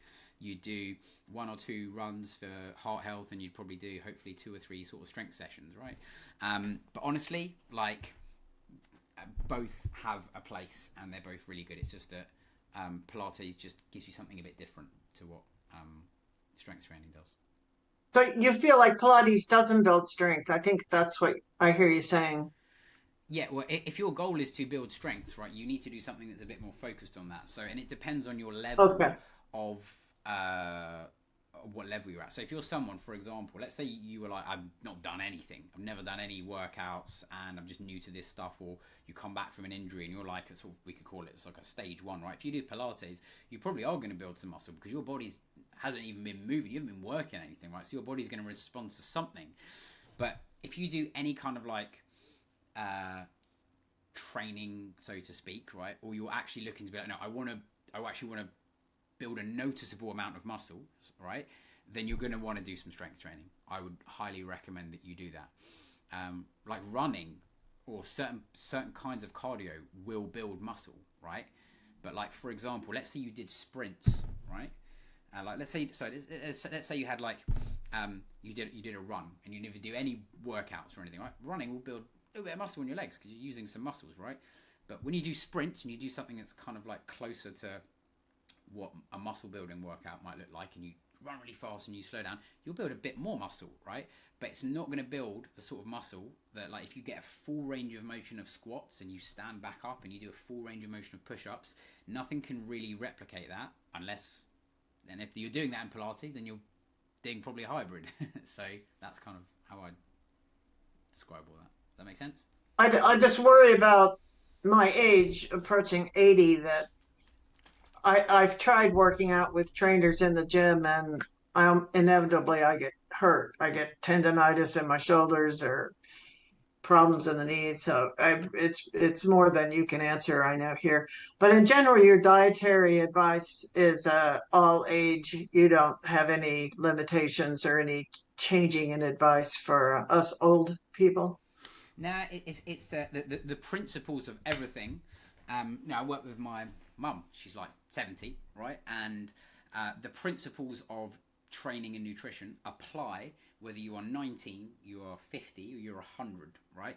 And whether Okay. you have one shoulder, you have one leg, or whatever, the principles are the same. You just need to work around those particular challenges. And as you get older, what you will find is your recovery and your body just doesn't respond in the same way. It's still happening. It's just happening at a slower rate. And your ceiling is just a little bit lower. So you can absolutely build muscle. Just that you will build muscle a bit faster if you're 50 compared to 70, and you'll build muscle a bit faster if you are 40 compared to 50. But it's not, just to let everyone know, it's not actually miles apart. It's not like one person is building like 7 times more muscle or something like that, right? It's like, we're talking like a few magnitudes, but any movement that you can do, the better. My mum doesn't just do strength training with me. She goes on her bike and does shopping. I make her do the shopping. She's like, should I still go and do the shopping? And I'm like, get out, Thank go you. walk. Yeah. Anyway, all good. Thank you Nice very one. much. Nice one, Cindy.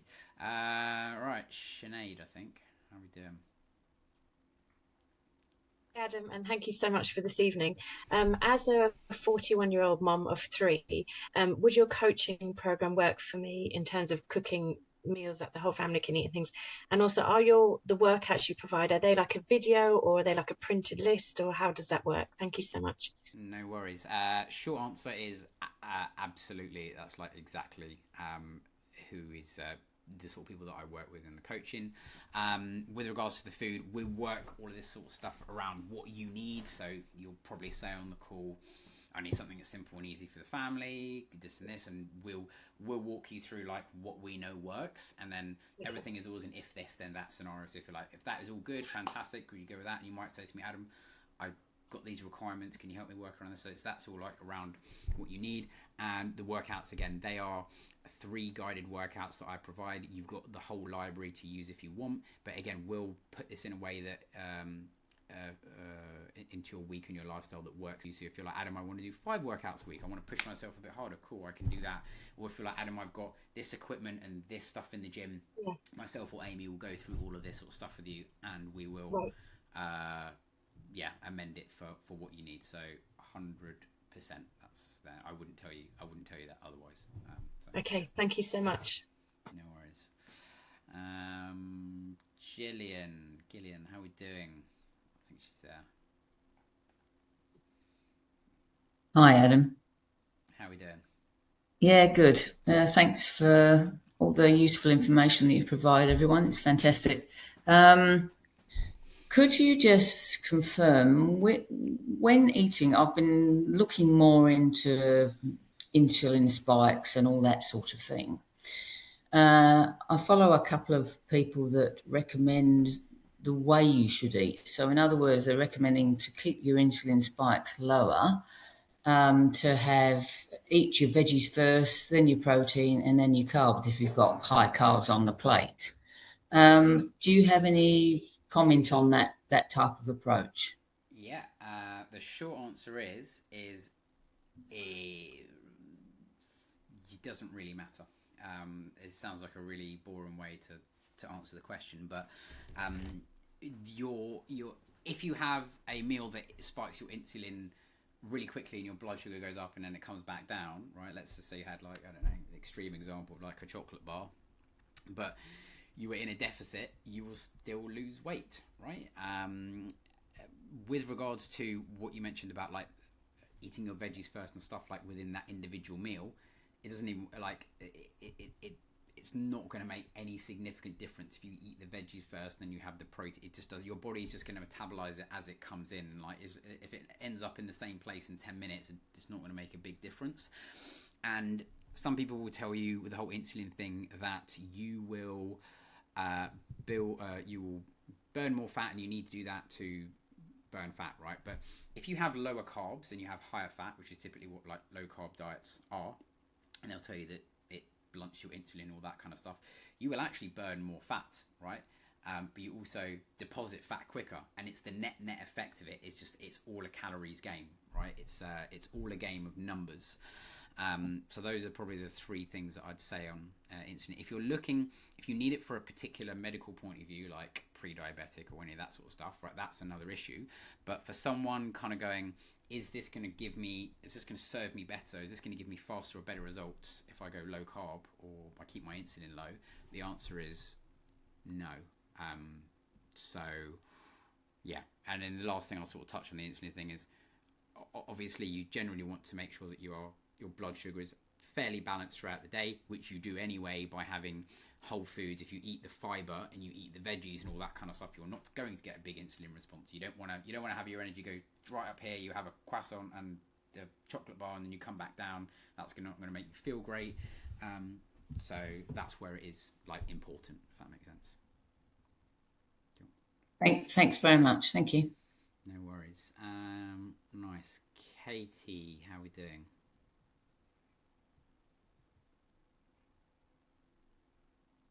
Hello, is that me? Sorry. Yeah, I got you. Oh, yeah, thanks, Adam. It's been really helpful. One thing, I don't know if you've said this already, is I remember hearing once before, like there's a maximum amount of protein you can have at a certain time that your body can only absorb so much, and then you have to wait a few hours. Like, is that true, or do you have to manage that? No. This has been tested and studied, right? Honestly, like, your body is incredibly smart. If you have a meal that has 80 grams of protein and the next meal has 20 grams of protein, and those are the only 2 meals that you ate in the day, you constantly got the protein still sitting in you, and it's like your body will take it as and when it needs. The more consistent you can be, the better. Like, unless you're looking to do like really specific stuff in terms of, like, again, the more that you get, which is not me, even though I'm like well trained, and but most of the people that I work with, right, the more you get towards like wanting to optimize and squeeze the percentages, 0.5% and 0.1% matters to you. Maybe some of the timing stuff might matter, right? But it's not even important. I'm someone who I consider myself to be like, I take my training and my nutrition quite seriously, and I only focus on what's important. So yeah, like, you can have 20, 30, 40 grams, whatever, in a meal. You'll be absolutely fine. Daily totals is most important. Okay, amazing. Thank you. Cool. No worries, Kay. Randy, I think I got that right.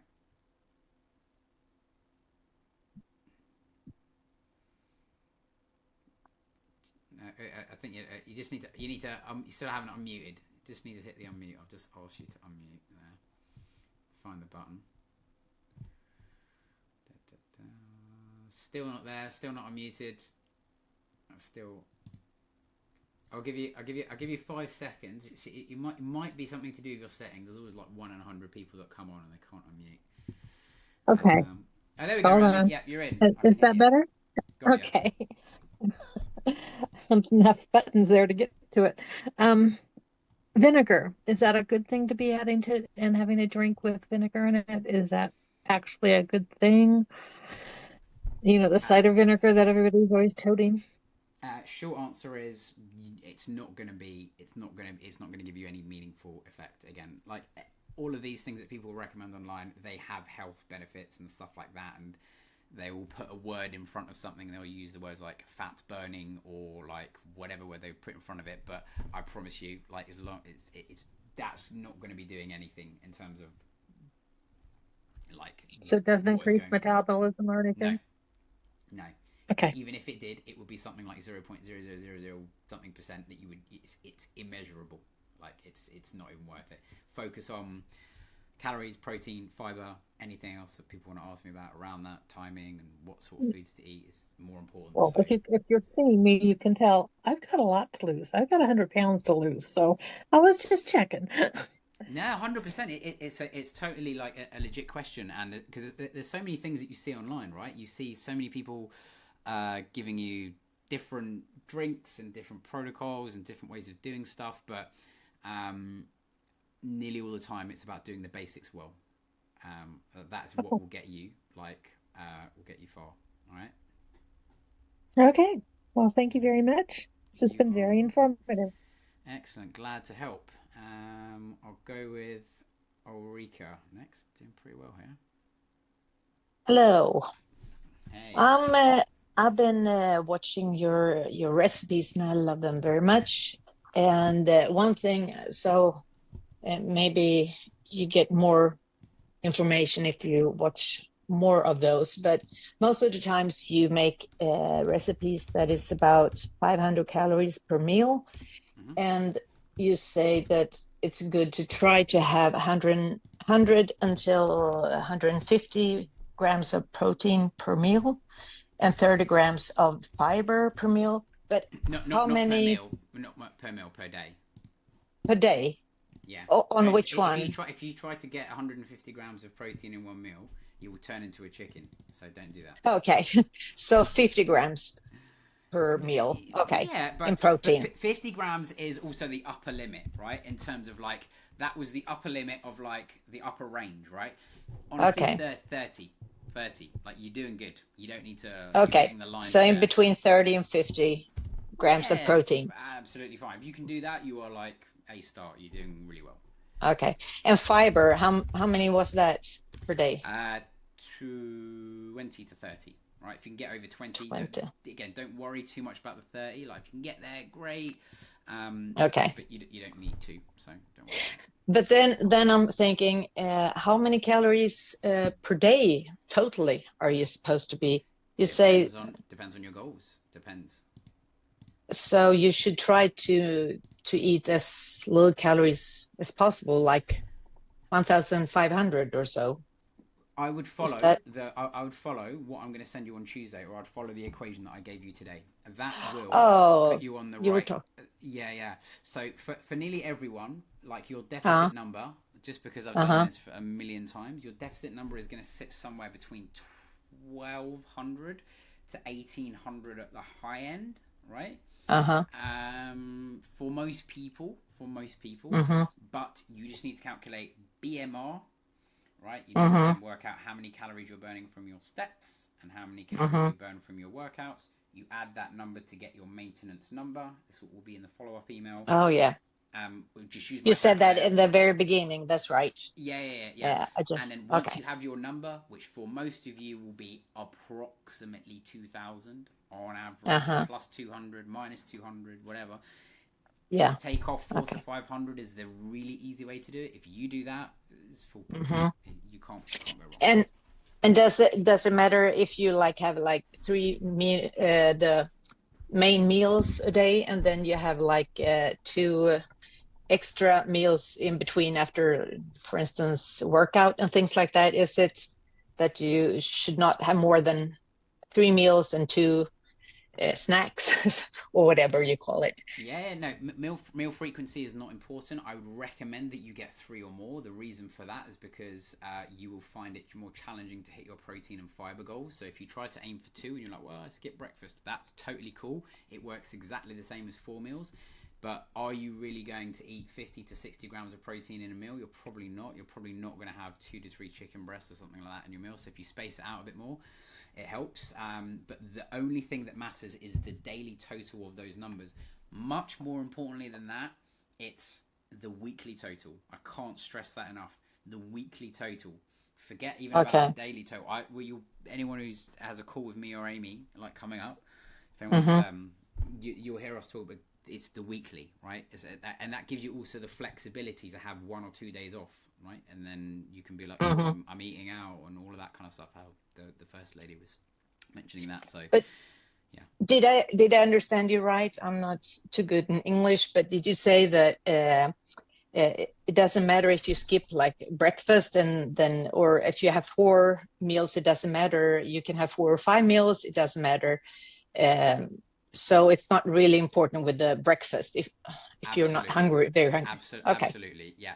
I would recommend that you have breakfast because it's a good opportunity to get, for most people, a different set. A good start. Yeah, a good start, but also for people who go, I'm not a breakfast person, if you start eating breakfast, you will be a breakfast person because your body's not tuned to it. But it also gives you an opportunity, on average, to have.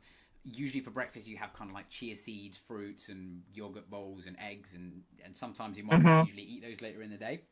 So gives you a good excuse to go, okay, cool, I'm going to have that for breakfast, and then usually you have wraps, potatoes, pasta, whatever you eat later on in the day.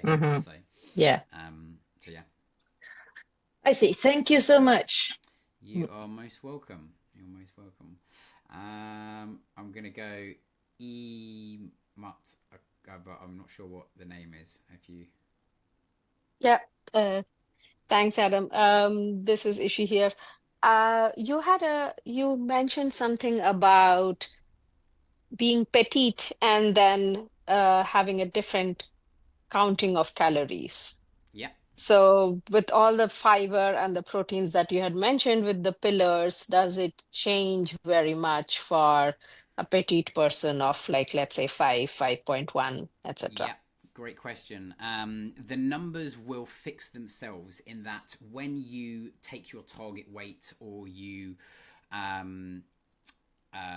aiming for your protein and stuff, you will just naturally have a lower number when you actually do the calculation. So it kind of the calculation that I gave you should be fairly foolproof because it will work differently. You'll get a different number if you're 5'10", 1 meter 80, and your numbers are going to be different. One good guideline I'd give for everyone on the fiber, the number that you're actually looking for is about I think it's like 16 grams per 1,000 calories that you eat. Mm-hmm. So again, let's say your deficit comes out less, and let's say, for example, you are 1,200 or something like that, just making up a number. You'll probably find that your protein goals are something like, and let's say you're a little bit lighter and you're shorter, your protein goals might be something like 90 grams, and your fiber goal might be like 18 grams. That's completely fine. I see. Okay. Yeah. Okay. And the exercises, does that change also with respect to height? Generally speaking, the smaller and less of you that there is, you will burn slightly less calories, right? Mm-hmm. Steps is a good one for that as well. So if you are 50 kilos compared to someone who is 100 kilos, just an easy number to pick. If you're 50 kilos, you're going to burn something like, I don't know, 270 calories for every 10,000 steps. If you're 100 kilos, you're probably going to burn something like 550 calories per 10,000 steps. So it depends where you sort of fall on that range. You can also use different calculators. We've got all this sort of in our coach, and we've got tables and all this kind of stuff.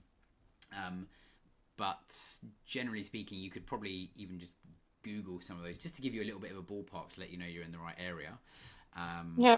But yeah, if you kind of work out, use the equations I gave you, you'll be on the right path. That makes sense. Okay. Thank you so much. You are welcome. Carol, how are we doing? Hello, thank you. I just had a quick question. Do you work with people who need to lose like 100+ pounds? And if so, any additional advice based on what you said here? Because it's quite a long journey and you get fatigued, and your mindset just, you feel like you're never going to get there and you go up and down. So I just didn't know if you have any additional advice for that. Yeah, absolutely. First of all, absolutely. I've got loads of people who I work with. I've got people who, when they sign up, they basically just go for like a 12-month option. They're like, Adam, I've got like a lot more weight to lose. Or some people who have got like, I've got a lot of weight to lose and I want to be able to keep it and not just get there and, So absolutely. And it's something that you'll probably benefit from as well, because what people need over the long term, to be honest, on any goal, right, is you need accountability, and you need something every week that you can turn up to. And you need someone like fighting your corner and telling you that you're doing well, you're not doing well, and all of this kind of stuff. It makes your life 10 times easier, right? The whole the accountability thing is like really massive. If you've got like larger goals and more weight loss for yourself personally, break them down into the smallest goals. Like basically reverse engineer from where you want to go. So you go, cool, I've got 100 pounds to lose. What would that look like over the course of a year in terms of like I'd work that out for you, like if you're with me. But like you kind of go, cool, I've got about 0.5% to 1% of my body weight a week. That kind of put me here, and then you kind of break it down and call what's the monthly goal that you're looking for. That gives you a good ballpark to aim for. Nothing is linear. You're going to get days and weeks where like you're absolutely perfect and you like seems to have magically gained 0.5 pound or 1 pound. You know what's going on here. It's all part of the journey. Again, if you've got the mindset and you're like, cool, I know that this is part of the journey, so to speak. You'll be absolutely fine. So it's just about breaking it down into smaller goals, and even I break it down into like the daily goals. That's how you get the daily goals of like protein, calories, and all that kind of stuff. And you can absolutely do it.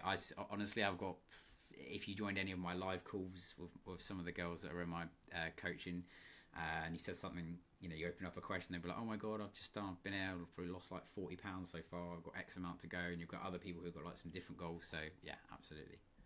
Okay, thank you. That's good advice. Thank you. No worries. Samsung SMA3. And then give me a name if you're there. I'll give you 5 seconds, 10 seconds or so to find the unmute button. There we go. Hi, I think that might be me. I'm really sorry. I didn't realise my name wasn't on there. Hi, I'm Karina. Thanks so much for that session, Adam. It was super useful. I've got a couple of questions just around substitutions for things. So I have got one of your ebooks already. Really, really good recipes. I think the things that I'm struggling probably with the most is I've got an incredibly sweet tooth. And so I find it really difficult when it kind of gets to this time of night to almost resist. I almost need something quite sweet. So in terms of the book that I've got, I'm not sure there was lots in there around like snacks and sweet things. I mean, like making muffins with eggs and all that kind of stuff, like the savoury stuff, isn't really my bag. And I think I get to this time of night. At the moment, I've kind of found that dates with dark chocolate on them kind of work for me a little bit, but I'm a bit limited with that. So is there an ebook that you've got which is kind of that you can direct me towards that caters for that a little bit more? Yep. What one have you got? One or two? I think I've got one. Two will have more in there. Let me just see what I can... I'll just read you some of the stuff that...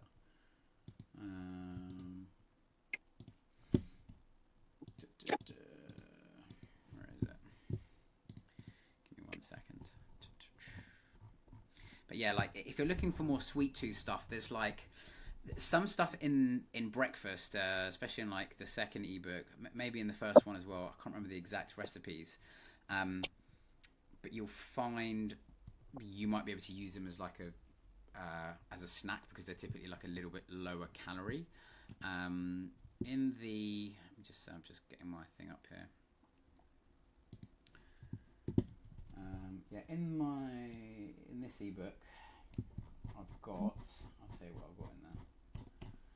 You've got like lemon blueberry muffins. You've got like date and banana bread. You've got some other bakes. You've got basically a lot of like bakes and stuff in there.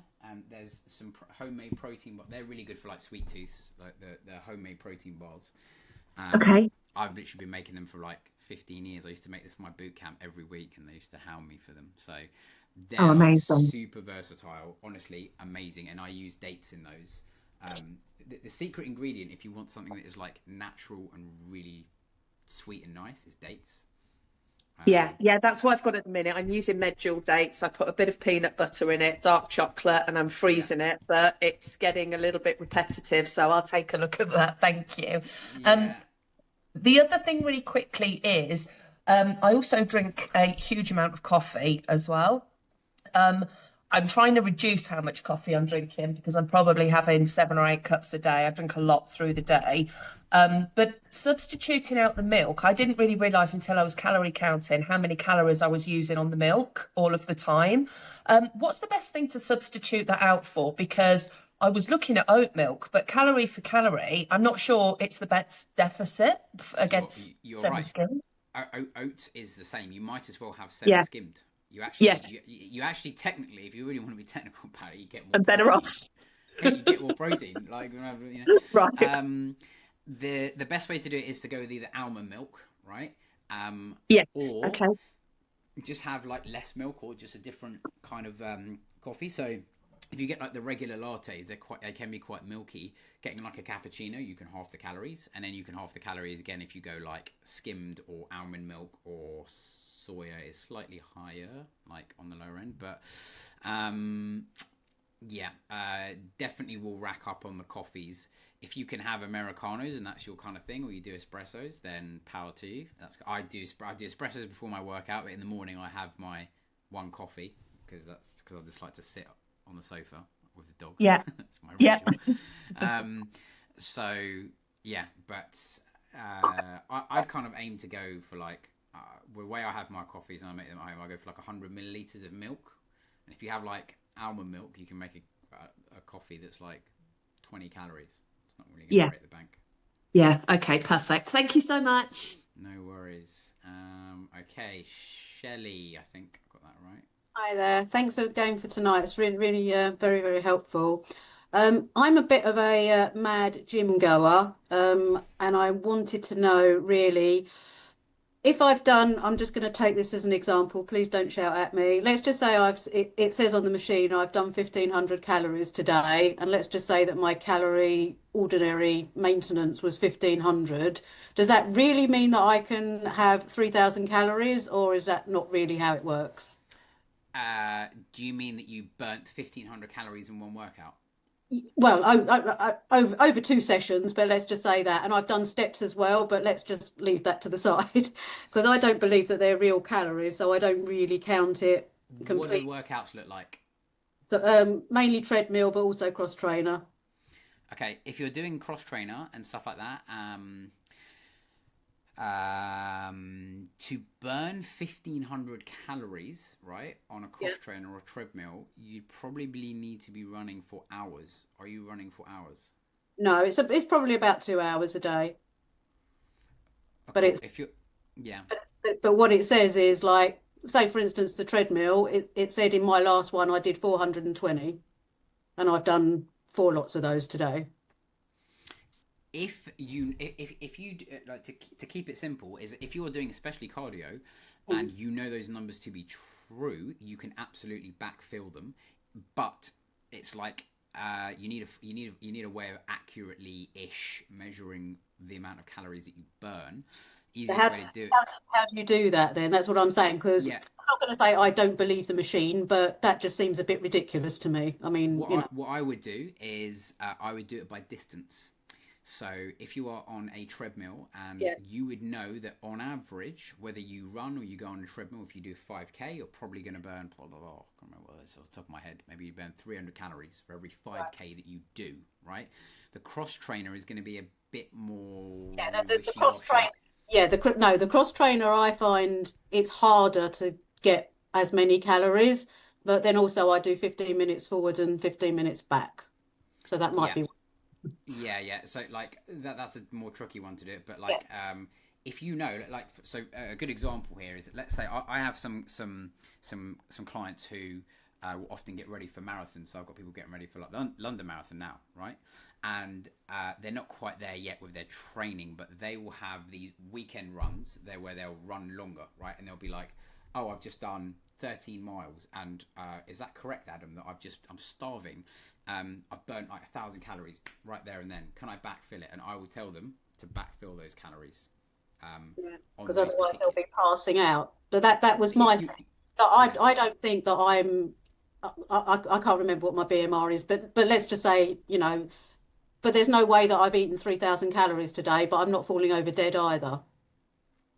Yeah, I mean, you'll kind of know, right? In that, if you're like, oh, this is telling me that I should eat, I can have 3,000 calories today, but you get to like 2,500 calories and you're absolutely stuffed. Yeah, exactly. Like, yeah, well, you haven't burnt that nearly always, right? The easiest way to do it is like, if you do it by distance, you get a more accurate measure, because by hook or by crook, to do 5 kilometers, it will take you X amount to travel that distance of your body itself. So that's the best way to do it. Miles, and I think it's probably about, I think it's like between 1.3 and 1.5 miles for half an hour. Okay, there you go. There's your answer. So you're probably doing closer to like 250, 200 calories for 1.8. Yeah. Well, that to me makes more sense. Yeah. Okay. So that's pretty much that. And the other one was, what protein powders would you recommend? Because I haven't got those. I'm doing collagen, and I've just started creatine like 2 weeks ago. Anything that is just whey protein concentrate, unless you want something that's a bit more stripped down in terms of calories by a small margin, which is probably not worth it. You can go for like the isolate, which is also more lactose free. And what else? So just whey protein and dump it in my porridge like I do with the collagen. Yep, exactly. If you're using collagen, by the way, I don't know exactly what you're doing, but are you using collagen to get more protein, or are you using collagen for some other collagen benefits? Hair and nails. Yeah. Yeah, you can put those in if you want, and then for the protein, I just use any reputable brand that is half decent. Okay. Fine. Lovely. Thank you. You are welcome. Lynn, how are we doing? Good. I have a couple of questions. The first one was the thermic effect that you spoke of. I see online there are calculators for that. I imagine you'll send us one. Yeah, the thermic effect is a it won't range greatly person to person. I can show you guys how to actually calculate it if you want. If I could put it in the email. But the short answer is, well, actually, I'll let you go if you maybe had another question. So I imagine that it differs depending on your ratio of your macros, like fats, protein, carbohydrate. If you're having higher fats, your thermic effect might be lower than if you had higher protein or a higher proportion. Exactly. So this will be an interesting one for you all. I usually sometimes go through this in the masterclass. It depends if my brain's there. But for every 100 calories that you consume of fats, right? Just let's say you have olive oil is a good way to put it, right? Your body is converting 98% of those calories straight into your body, right? It takes about 2 calories, right? So it's about thermic effect is like 98 or whatever, right? So if you go to carbs, it's about 90%. So let's say you have 100 what's it called? 100 calories of carbs, right?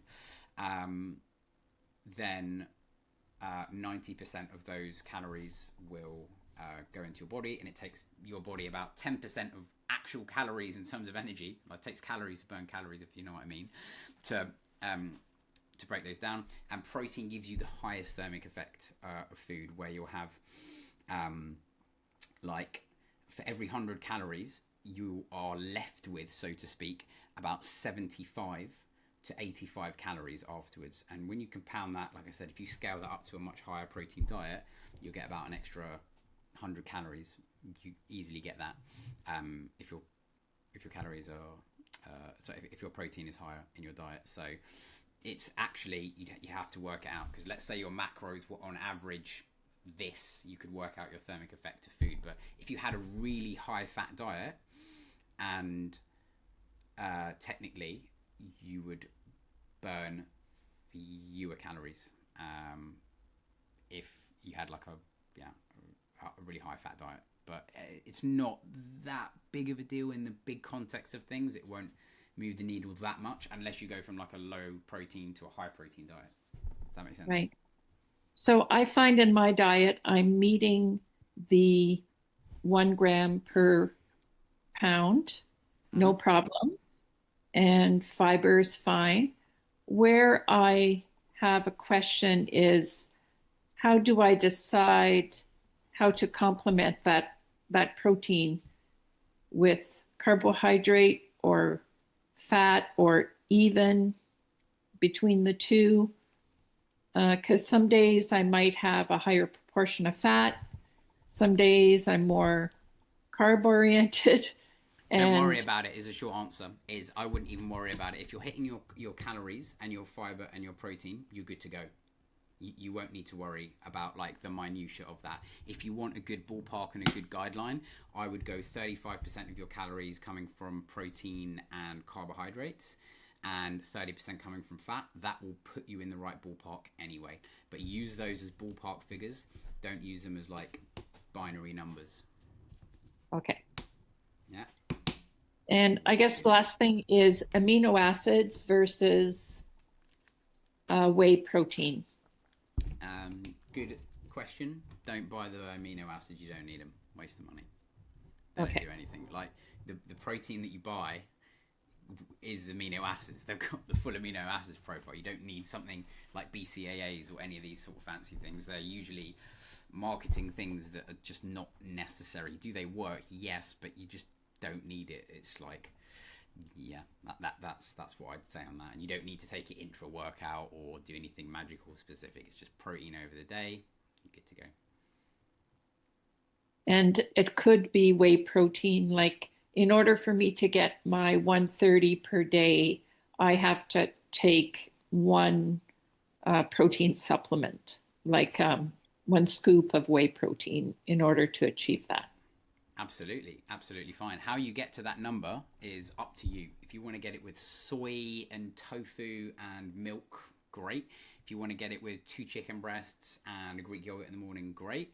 If you want to get it with 2 protein powders, right, and less of like the protein from like meats and fish, you can absolutely do it that way as well. So yeah, fun fact, you know what the highest thermic effect, and I'm not telling people that you should do this, right, that you have to have like protein all day, but the highest thermic effect from protein actually comes from whey protein, rather than like real food, because it has the fullest amino acid profile compared to like some other proteins. But it's not worth thinking about. I'm just telling you that because I like reading off facts. So that's it.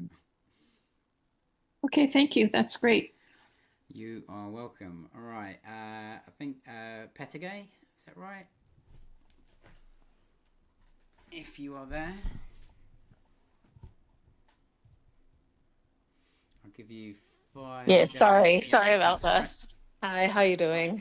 Yeah, good, thanks. I was trying to, so how do I calculate? So I missed the first section of the session, unfortunately, with the time difference and all that.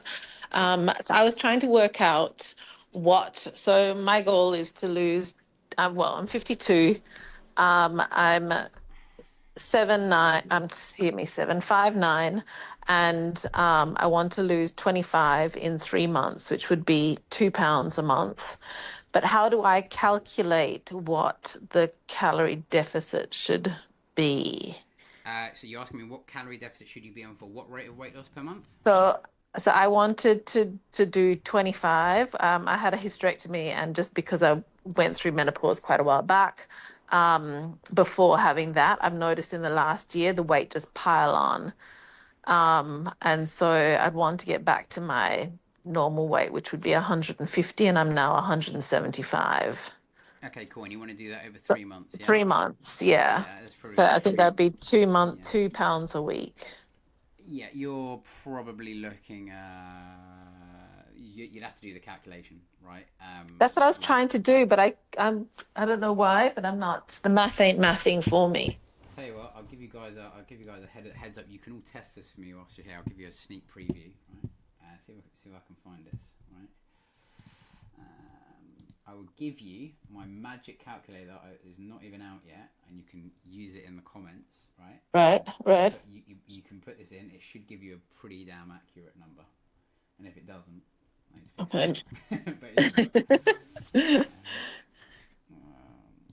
yeah, this is all based off my own coaching, right?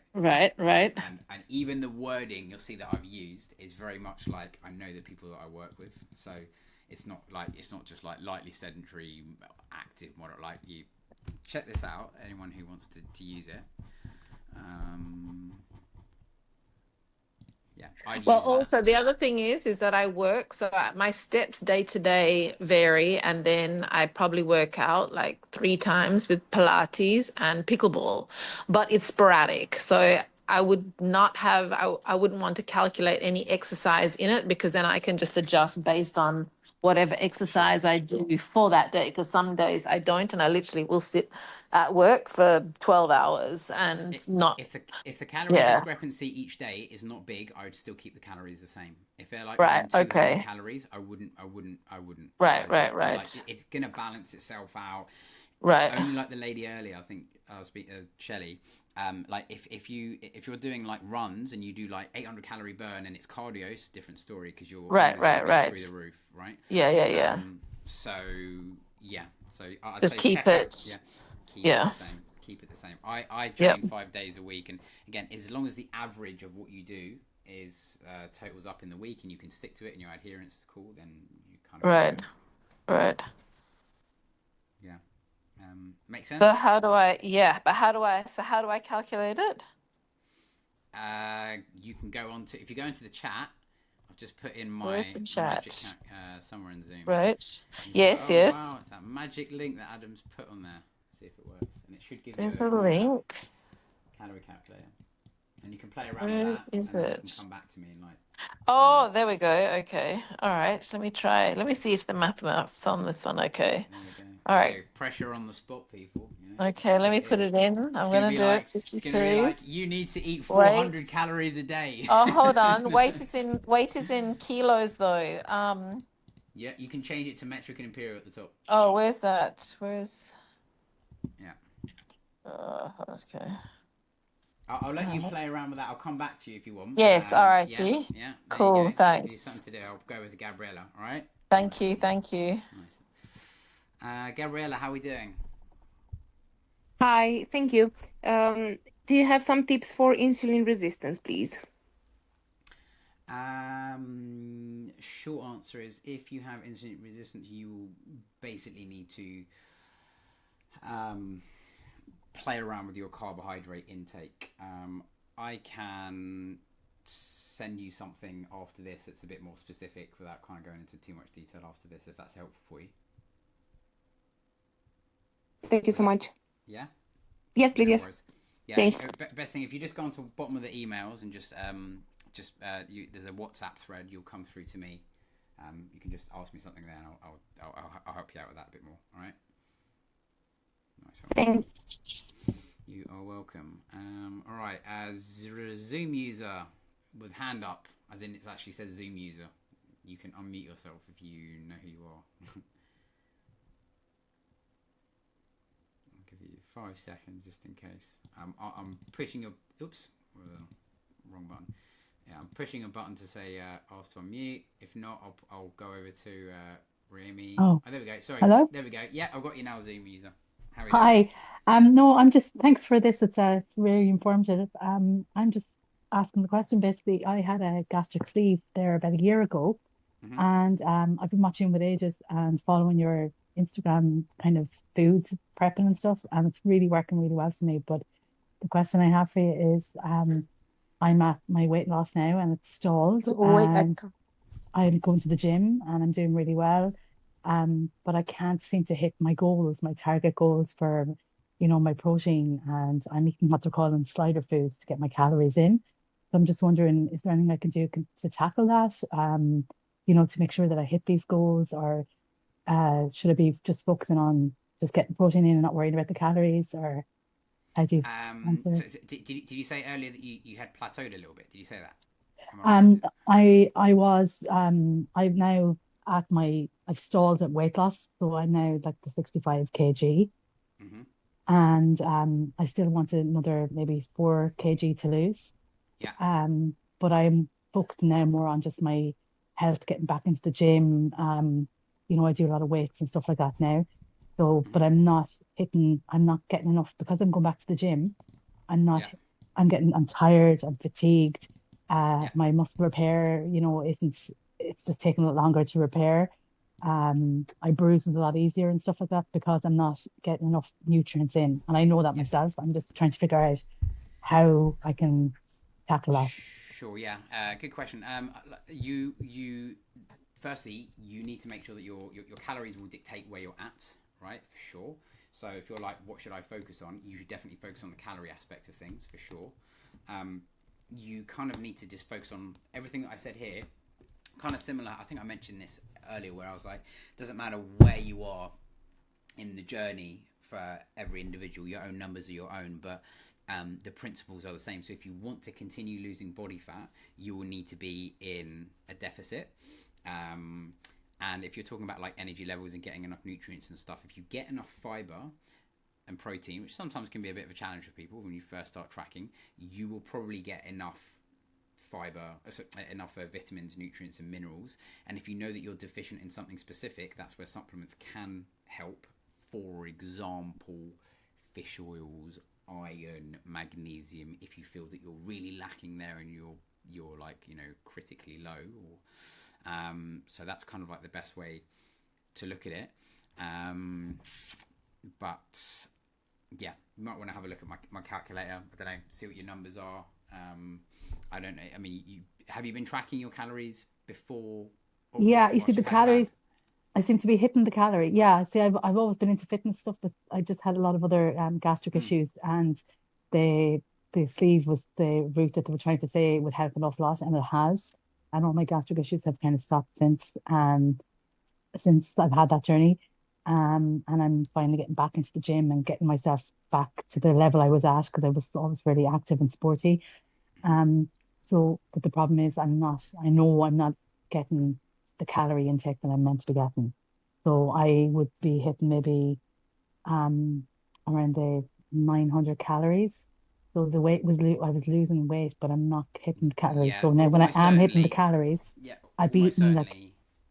Sorry, go on. So I'd be eating like, you know, if I am hitting the calorie, you know, if I want to stay in it, I'd be eating like, you know, the slider foods, like I'd be eating like, you know, just thinking now, for instance, like I'd have the porridge in the morning, but I'd be putting like the Biscoff over it, you know, to get the calories up. You know, that kind of, I'd be having my protein powder and the porridge and my almond milk, but then I'd be putting like Biscoff into it to kind of get the calories up.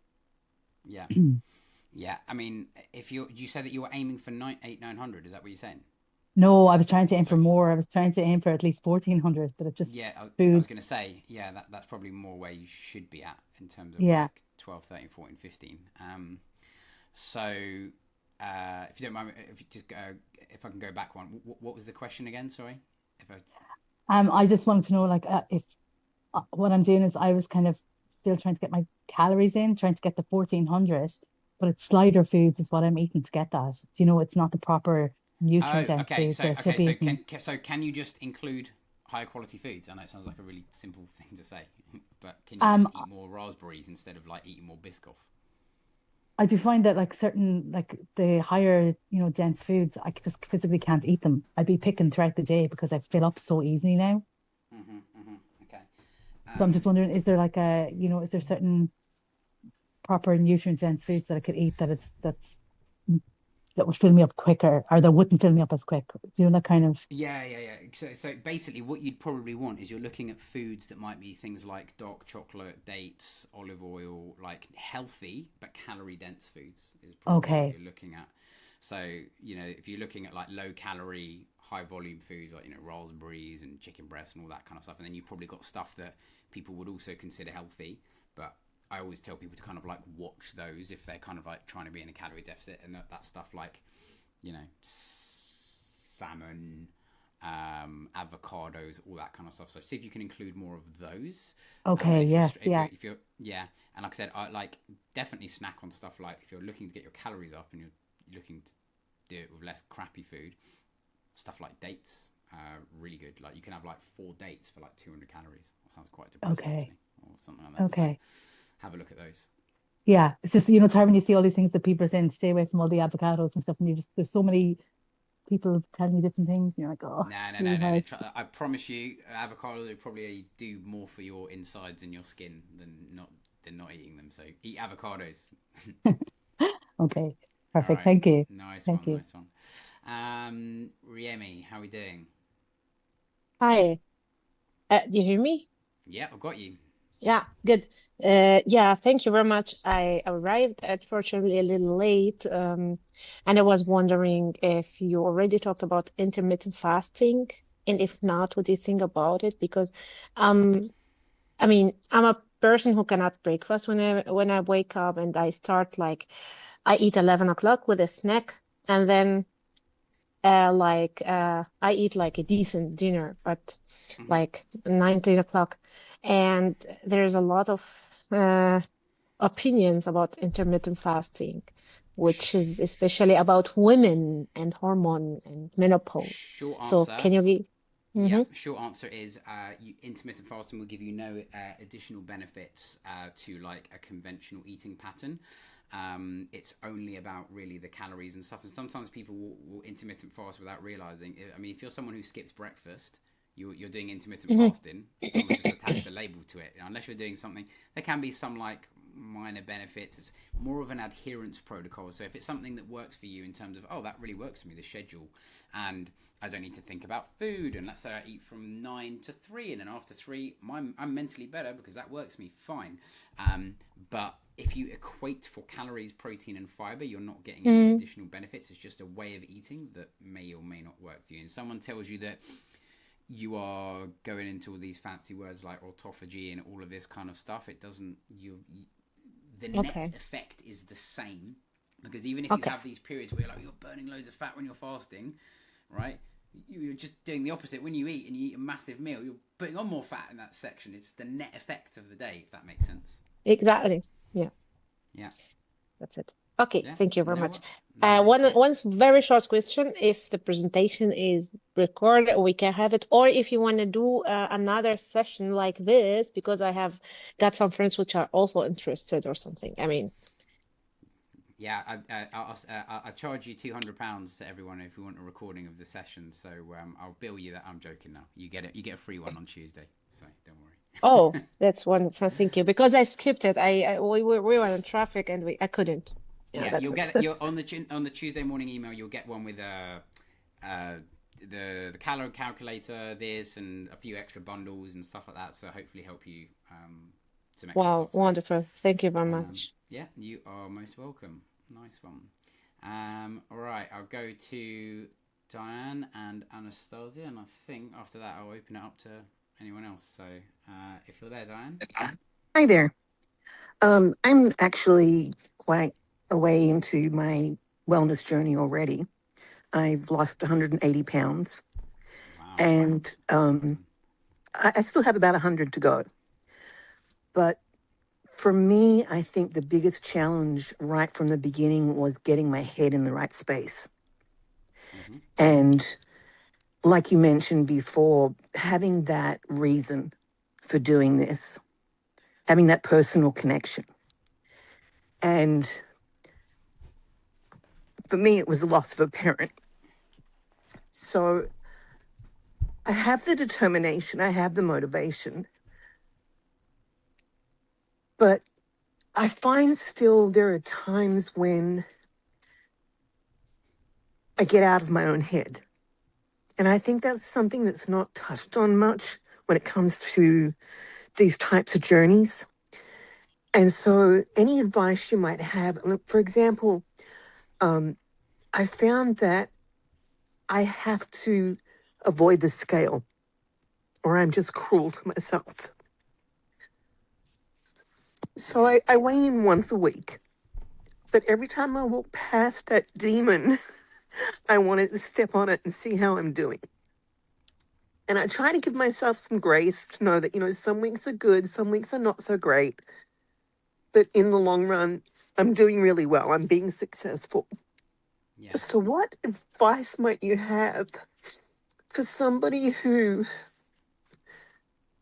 what are your thoughts first on how frequently one should step on a scale, when one should take those measurements? Yeah. And so the frequency of that, but also just any advice you might have for people who are just really still challenged in that kind of headspace area. Yeah, totally. Firstly, thanks so much for sharing and amazing work on your journey so far. So you should be super proud of yourself there. Thank you.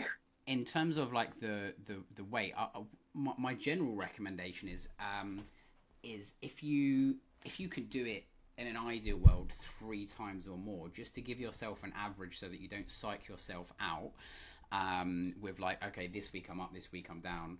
When you get an average of a rolling 3-day average, it gives you a better, a more accurate number, and usually a number that is more reflective of what's actually going on. But I also understand that sometimes that can be stepping on the scale can be a bit of a stress. It's am I up, am I down? So that's definitely individual to each person. But by kind of doing it, say, every day, let's just say, for example, you did it every day, or you did it a lot more frequently, you do tend to sort of normalize and numb the effect of getting on the scale, and you're just it's just a number, right? And again, the psychological part that kind of ties in is like if you can look at your progress, like you said, like over the long term, the bigger the progress. Look at your markers on a monthly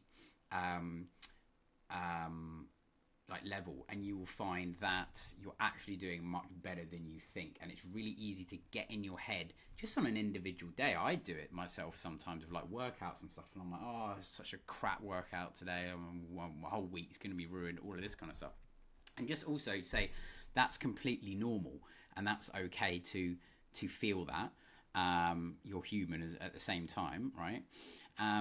But yeah, look at things on the big level, and then even just look at it even bigger than that. You can sit there and be like, right, how am I doing in the last 6 months? I get people who are in my coaching, and they're like, oh, I feel like I've had like a really rough month, and I've just like not really done anything. I've put a bit on or something, and then I'll be like, well, how have you been doing? And how have we been doing in the last 9 months? And they're like, well, I've done like 80 pounds or something crazy like that. And I'm like, don't worry about it. You'll get back on. Like just like you have those waves and fluctuations week to week. With like up and down days, it happens on a much bigger scale, and sometimes you have like a downwards trajectory for 5 months or 6 months, and you have a month where like could be Christmas, could be anything, and you're like kind of go sideways or something like that, and then you kind of get back on it, and you will. But like I said, that's all okay. But yeah, you can also I would I wouldn't be too hard on yourself, although it's always easier said than done to just tell someone, don't think about it. And if you can surround yourself with people who are like-minded and who share your journey, so to speak, that always helps, we find. So like, for example, in my coaching, I do a lot of the live calls, and the people who come on the live calls are the same people who've been coming on my live calls for like a whole year, and they can sort of really share and feel that journey, and they have bad weeks, and they sort of go, don't worry, they'll get support from like a lot of the other girls and stuff in the group. So I think those are probably the things that come to mind. I don't know if I sort of went on a bit of a tangent or segue, but yeah. So your advice is actually to beat the demon of the scale by weighing more frequently? I think it's something that you could probably try. Yeah. You might have to go into it going, okay, I'm just going to accept that I'm going to have days that are up and down, even though I've been absolutely perfect with my food. Just take them as like numbers, right? And then when you actually look at those numbers over the course of a week, you will find that the highest and the lowest weight of that week become less relevant, because you just know that you're going to get fluctuations with the types of food that you eat, time of the month, hormones, all of these kind of things, and just like don't worry about it like so much, right? You could give that for a while, so long as it doesn't like put you in a mental state or bring you like a lot of stress that is like not good. But I think that's a good way to kind of get over the whole weight thing. The more you do something, the more numb you become to it, sort of things. Like the first workout, you do the first workout, and then you're like, oh, the more workouts you do in a week, the more normal your body gets to it, so that's right. Everything becomes a habit. Yeah. Yeah. All right, I appreciate that advice. Thank you so much. No worries. And yeah, good luck with the rest of your journey. If you ever need something, just feel free to reach out. All right. Thank you, I will. No worries. All right, Anastasia, I think, and then that's just about there. She's there. I'm pretty well today, girls. Everyone's found the unmute button. Usually you're useless. I get 5 people who are sitting there scrambling, putting their fingers into the webcam, and where's she gone? I think she might have got rid of her hand. If you were there we go. Can you hear me? Yeah. Hi. Got you. Hi. Sorry. Yeah, I don't know if that's the right question or not. Like, I turned 40. But I'm still nursing, and I feel like all the kilograms came after the delivery. And I have a full-time job, and I just don't have any time for workout. And do you have any tips how to lose all this weight with good workout tips within, like, I don't know, 10 minutes, or I don't know if I can find 10 minutes in a day to do that. Sorry, did you say that you've like postnatal? Yes.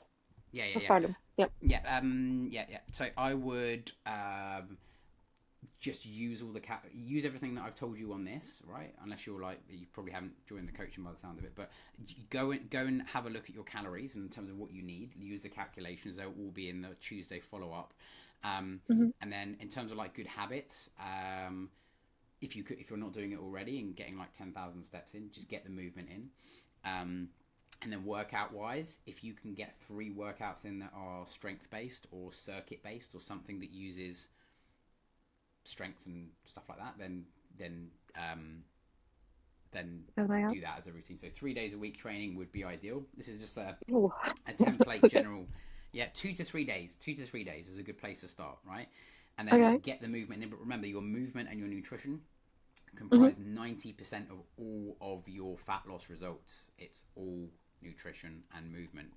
Don't do workouts necessarily to just burn more fat. It's not the most efficient way to do it. Do it so that you feel good. You have a good routine.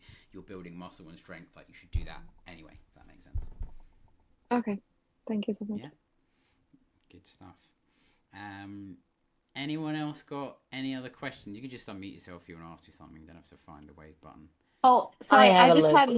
Sorry. Okay, go ahead. You go first, Petka. Go. Okay, so amazing calculator. Thank you very much. But I had one question with it. When it says the goal, what would my weight loss goal be? Is that mild weight loss or is that weight loss? I'd put just put weight loss.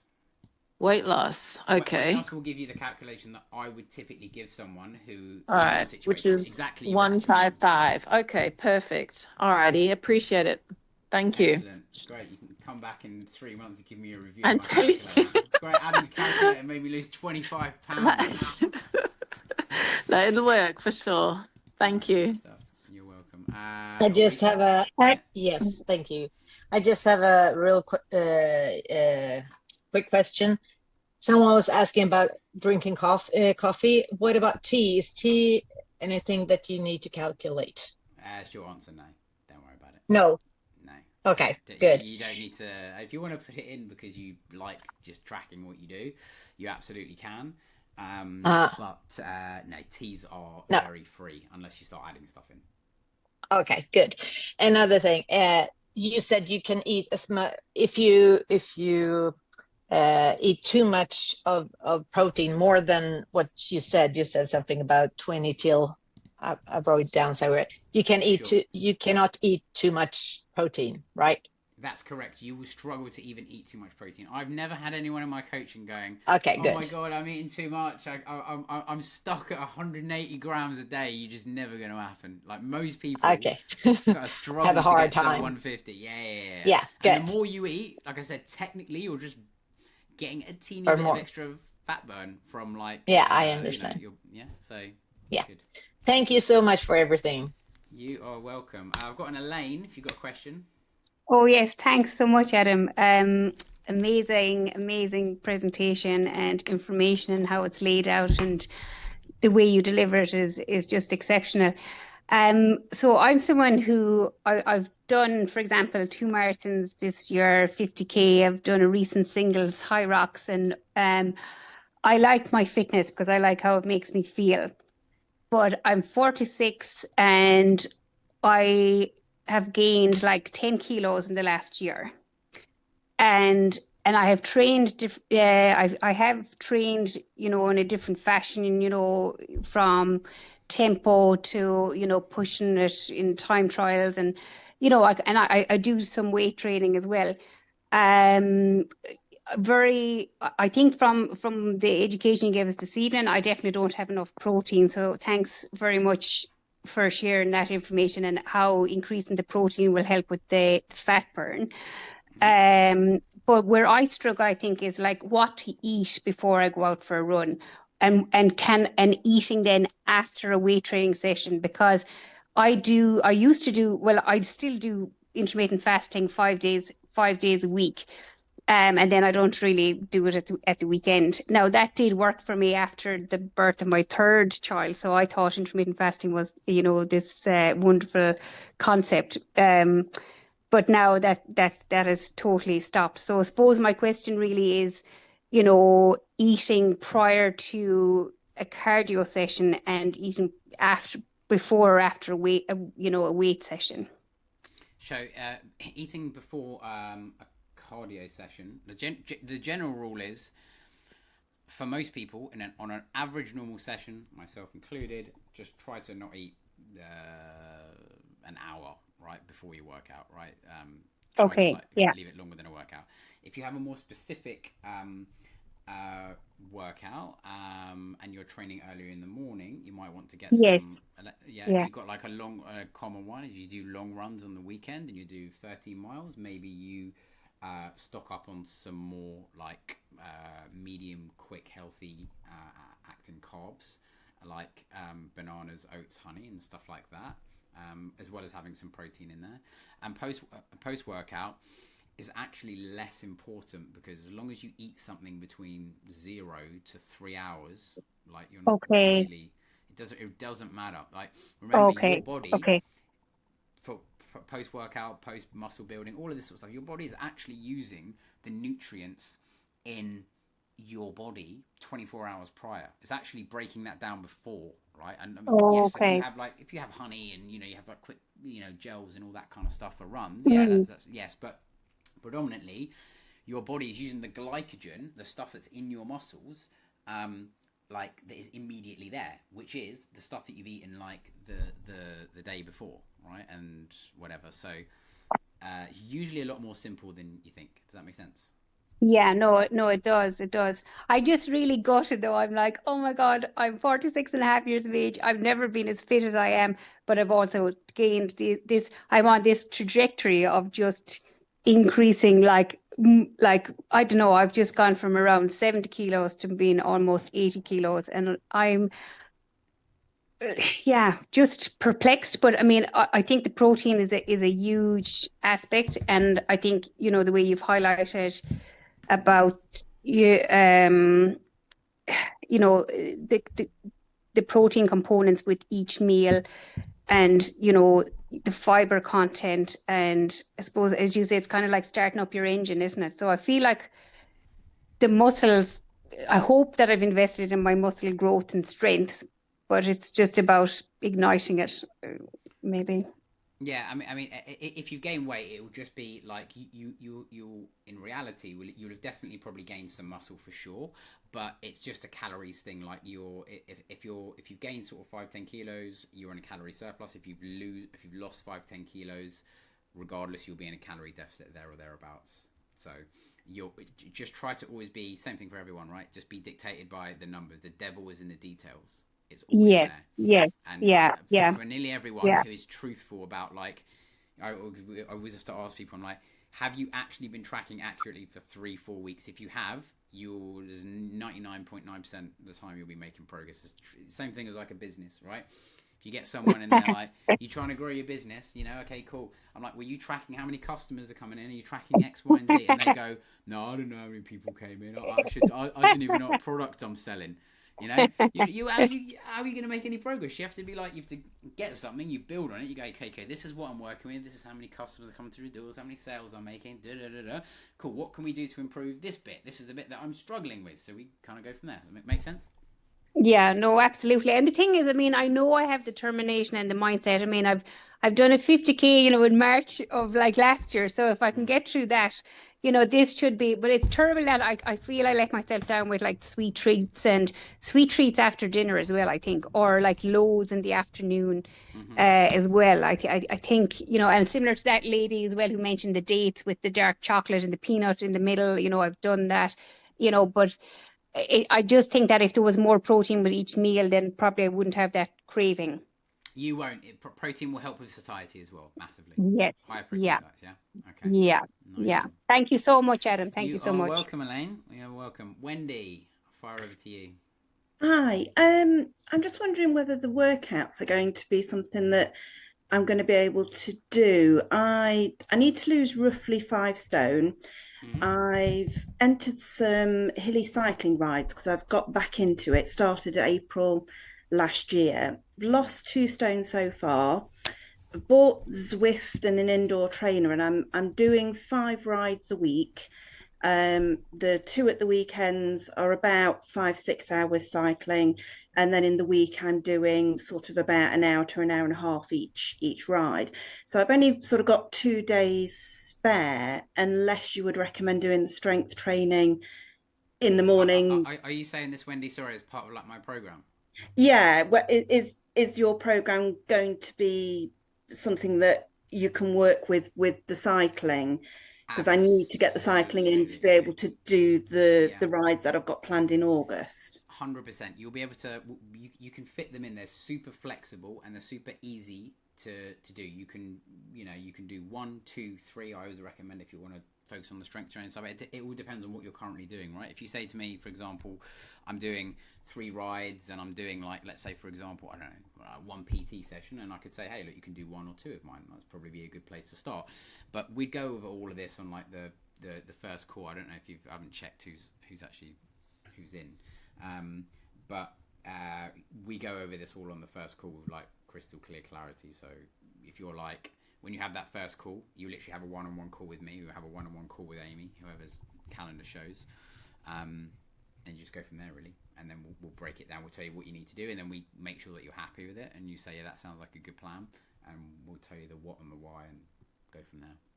So you can incorporate the cycling into part of the sort of exercise plan you'll 100%. Like, the good thing is as well, the cycling's different from what I would give you. So you'll get some of it will be complementing each other in terms of like you'll get some more. My stuff's going to be a bit more strength stuff, like sort of stationary stuff. The bike is going to be something completely different. So yeah, I think you'll be fine. Yeah. Okay, lovely. Thank you. You're welcome. And then Pad Pro. Hiya, sorry, it's Shelley. Yeah, I knew it wasn't that. I just was calling out what I could see on screen. That's fine. I think those device names are catching everybody out this evening. Yeah. It's just a really quick one, just about certain foodstuffs. Think I'm eating all the right things, but things haven't been going in the right direction. And I've recently worked out it's portion control. So yes, I'm eating the right thing, but the bowl of porridge of a morning is obviously way bigger than it should be.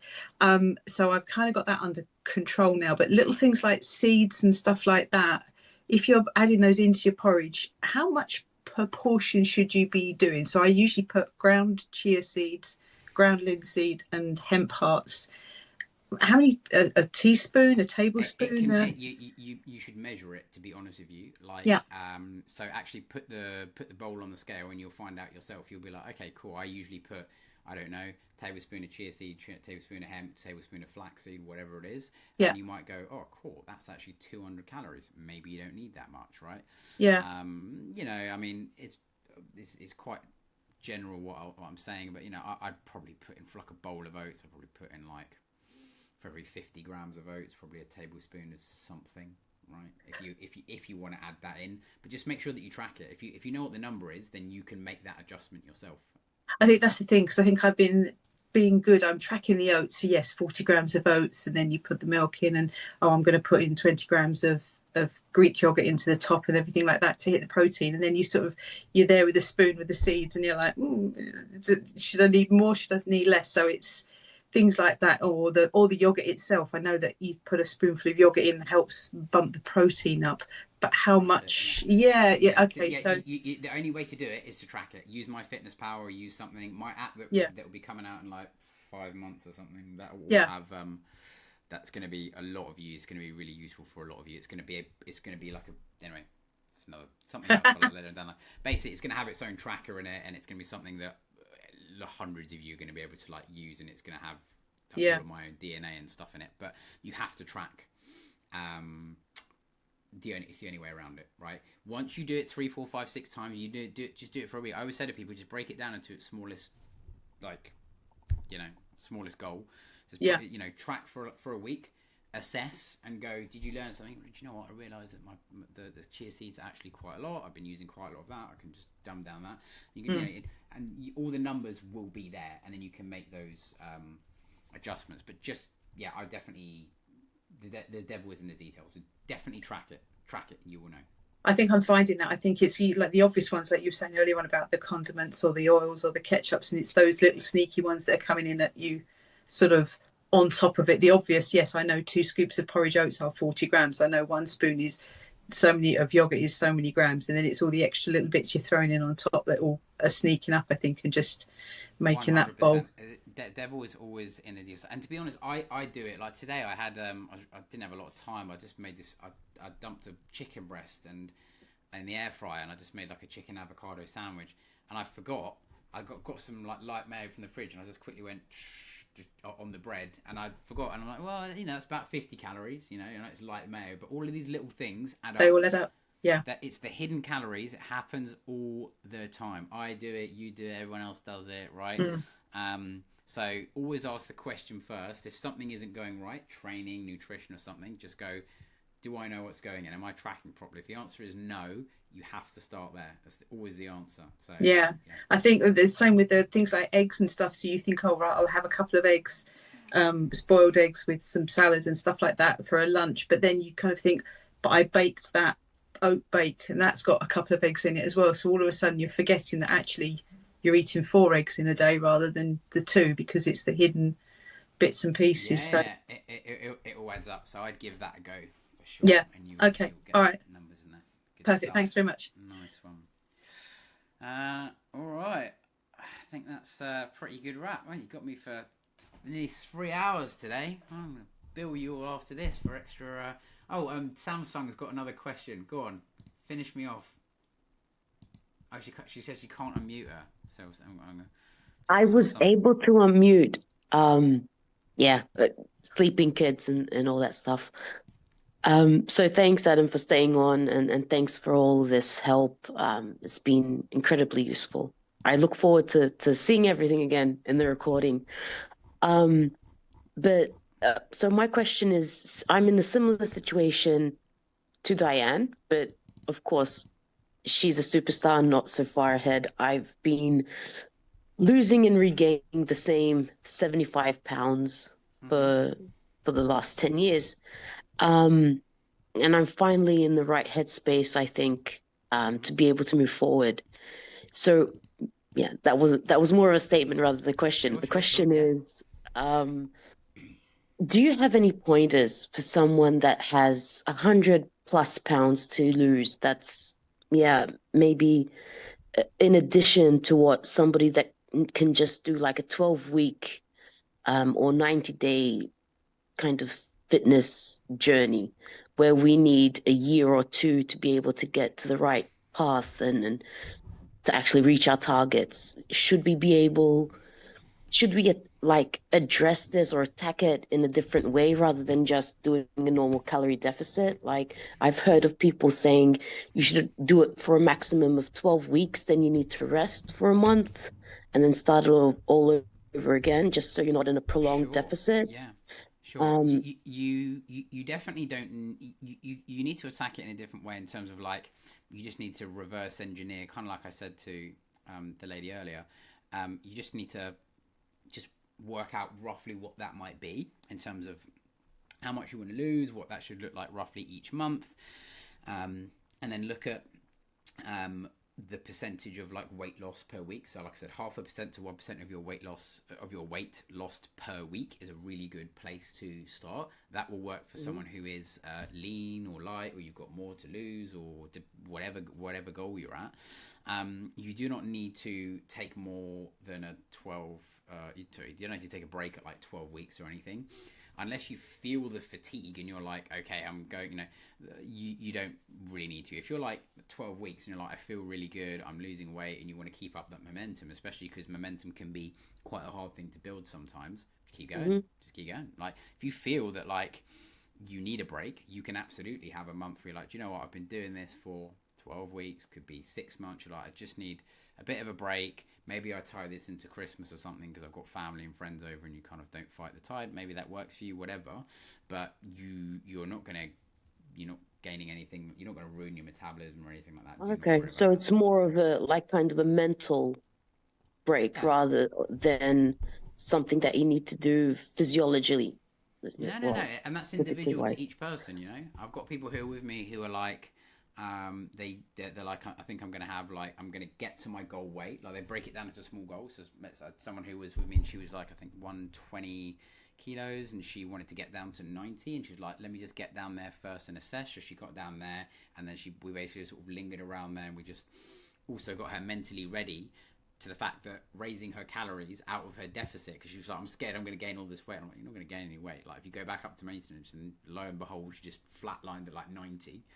And then she went again to like the next goal, which was first like, right, I really want to get down to like, you know, the 60s overall. And she kind of, you know, now she's in sort of like the 70s. She broke past that. And it's just, yeah, it's just mentally breaking it down into segments that work for you.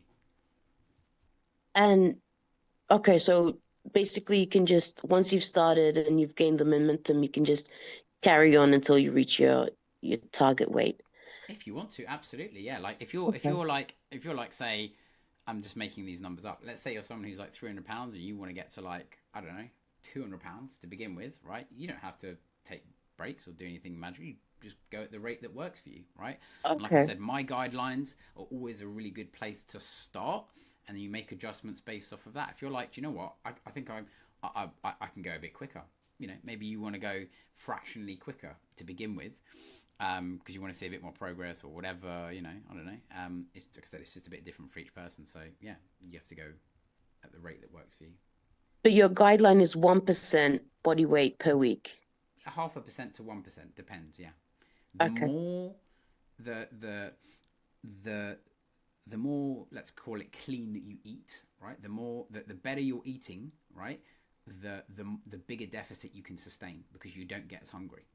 But if you want the balance of like social events and all of this sort of stuff, X, Y, and Z, you have to factor in that maybe 1% is a bit aggressive, given the fact that you are, you know, not able, you know, you have like more chocolate bars and you drink more alcohol and more wine on average than, you know. But if you're someone who has like, your deficit is like basically comprised of nearly 100% like whole foods, and you don't eat out or drink, right, you're going to find it much easier.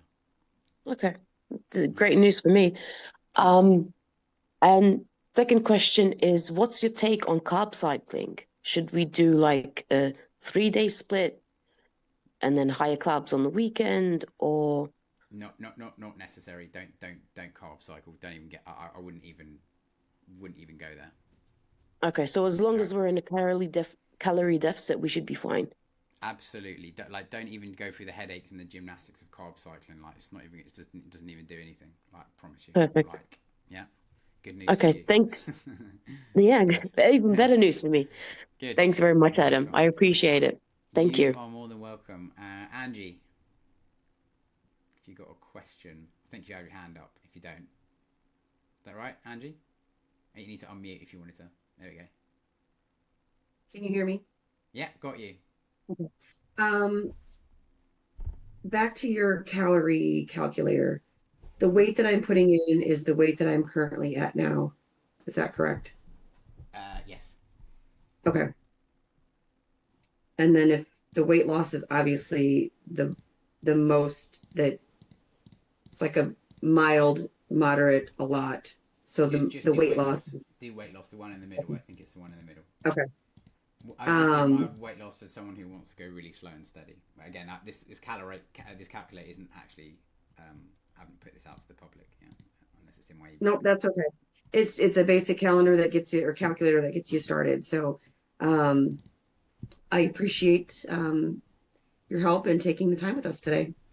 Absolutely, no, been a pleasure. Ideas, because I also enjoy it, as you can probably tell. So, yeah, Absolutely, I love we can helping tell you. So. definitely from everything that you put out on social and how personable you are. So greatly appreciate it. Good. I'm glad to help. Well, it's been a very fun Sunday for me, everyone. Hope you've all had a really good and insightful Sunday, and you've given anyone who's made it to this far, right, which is about the last 8% of you or something like that. It means that you're the elite squad, and you're definitely ready to hit the new year, and you're ready to hit next week with some extra momentum for sure, if you've made it this far. So thanks so much for joining. I'll give you all a copy on Tuesday morning, because I just basically need to stitch everything together and give you some of the other stuff in there as well. And yeah, if you're ever buy videos, or you want to message me or something, feel free to drop me a message. Have a great week, everyone. Thanks for joining, and I'll catch you all in the next episode. All right? Nice one. See you, girls. See everyone. Bye. Bye.